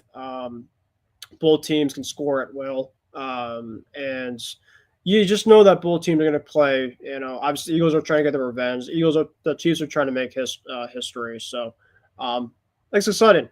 I think that people are going to watch it when it comes to Saturday. They're going to be like, what's tomorrow? Oh, that's right. It's the Super Bowl tomorrow. Let's get going. And all the people that were excited about the trade deadline, we're going to miss that fun week. But, the Super Bowl is obviously a great time also, too. So I'll say this. It'll kick off a great week from the trade deadline to go to the Super Bowl. I think it's kind of a great kind of transition. So we'll get the best of both worlds, and I think it'll be a great thing for sure. Well, and guess what happens next Wednesday? Guess what happens next Wednesday after the Super Bowl? Next Wednesday. Pitchers and catchers report to spring training. Man, there's just so much right now. Yes. Well, yeah, we are 1 week away, man. I mean, isn't right now one of the greatest moments in sports? I know we say that all the time, but it truly is. We need March Madness, though. That'll make it really great. There you go. Start making your brackets soon. Oh my God. I mean, how about speaking of college basketball and the brackets, kudos to Arkansas. What a great win against Kentucky. Calipari going back to his former home Rupp Arena, and then those Wildcats. I mean, those Razorbacks completely beat down those Wildcats in that game. It was a great fun game to watch. But man, Calipari, what a game that was. Yeah. All right. Well, final thoughts really quick. Awesome show. We got a lot there that we covered, to say the least. I will definitely have more. I'll probably say after the Super Bowl, we might have a post-game show. Maybe that could be potentially my Kicking with Kruse show will be a post-game Super Bowl show, so definitely, tune in potentially for that. If not that time, probably like the day or two after. There'll definitely obviously be a lot more of the latest from today now from the trade deadline. There's going to be a lot of stuff that we did not cover. And of course, much others. Latest stuff in the sports world. That's pretty much my stuff. Great show. Isaiah, I'll take it to you once again. Thank you for joining me. And I'll take it for you for your final thoughts. Yeah, my final thoughts is awesome show. Awesome trade deadline thus far. Like once in a generational type trade deadline. It's been awesome.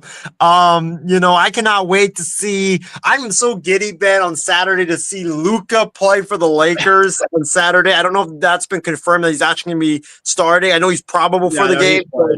If he's playing, he's going to start. Yeah. But yeah, I mean, I'm looking forward to tomorrow. Like, I think right now we are about, 13 hours away from the trade deadline. So get your sleep in, folks. At work. I'll be at work. Literally checking my phone left and right. But I do have like an hour lunch break, which is partly great in my work. So I'm going to try to put it in terms of where the trade deadline ends. So I know for a fact that once that trade line didn't after, then nothing else happened. So I think it's 12 p.m. Pacific time is when the deadline is. 3 p.m. 3 p.m. our time. So. Yeah. So I mean, it's gonna be fun. I start work an hour before or hour after it. So like it's gonna be extremely crazy to be riding the train to work and seeing all the moves pop up left and right. But yeah, man, it's gonna be crazy. And the Super Bowl, can't wait for it. We're gonna be doing a Super Bowl show. We're aiming for Saturday to do our Super Bowl show. So tune in for that. We're gonna have a lot of fun, break down everything of the game, the nitty-gritty of the game. So tune in for that. And then I think in next week, next week, pitchers and catchers report. We're on to baseball season. So we'll try to do a baseball season preview show, hopefully pretty soon also. Yeah. Like in March, probably. Yeah. Yeah. I mean, that'll be it. You want more anything? The one last thing I'll say is I do want to give a shout out to and I know we don't really talk about college basketball, but do want to give a shout out to the Gators, Florida. Todd Golden's got those Gators playing really good. I know I watched one of their games the other day. It was fun to watch, and he might be the next Billy Donovan. This guy is a young coach who's really doing a great job with the Gators. Yeah, no, he's gonna be one of the great coaches over there for a while. So. All right, well, thank you guys for joining Kicking with Kruse. We really greatly appreciate it. It was a really packed show, Isaiah, as always. Thankful for you for joining me. Hope you guys really enjoy the Super Bowl. We'll probably won't have a show until then, so hope you guys enjoy it. Don't eat too much. Don't party too hard. It's on a Sunday, which kind of sucks, but as always. But, hope you guys enjoy the Super Bowl, all the stuff from the trade deadline, and just finish up the week right. So without further ado, Isaiah Leon, this has been Kruse. Thank you guys for joining Kicking with Kruse as always. You guys have a great rest of your night, and we will see you guys next time. Have a good one.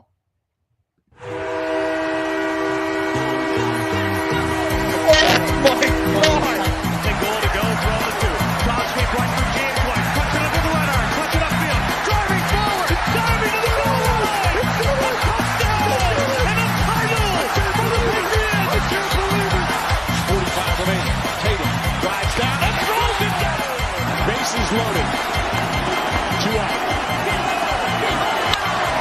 Hard hit into right. Back at the wall. Tie game. Big Puppy. No icing. For the first time in 39 years, the Boston Bruins have won the Stanley Cup. And they pour on to celebrate with Tim Thomas, their heroic goaltender.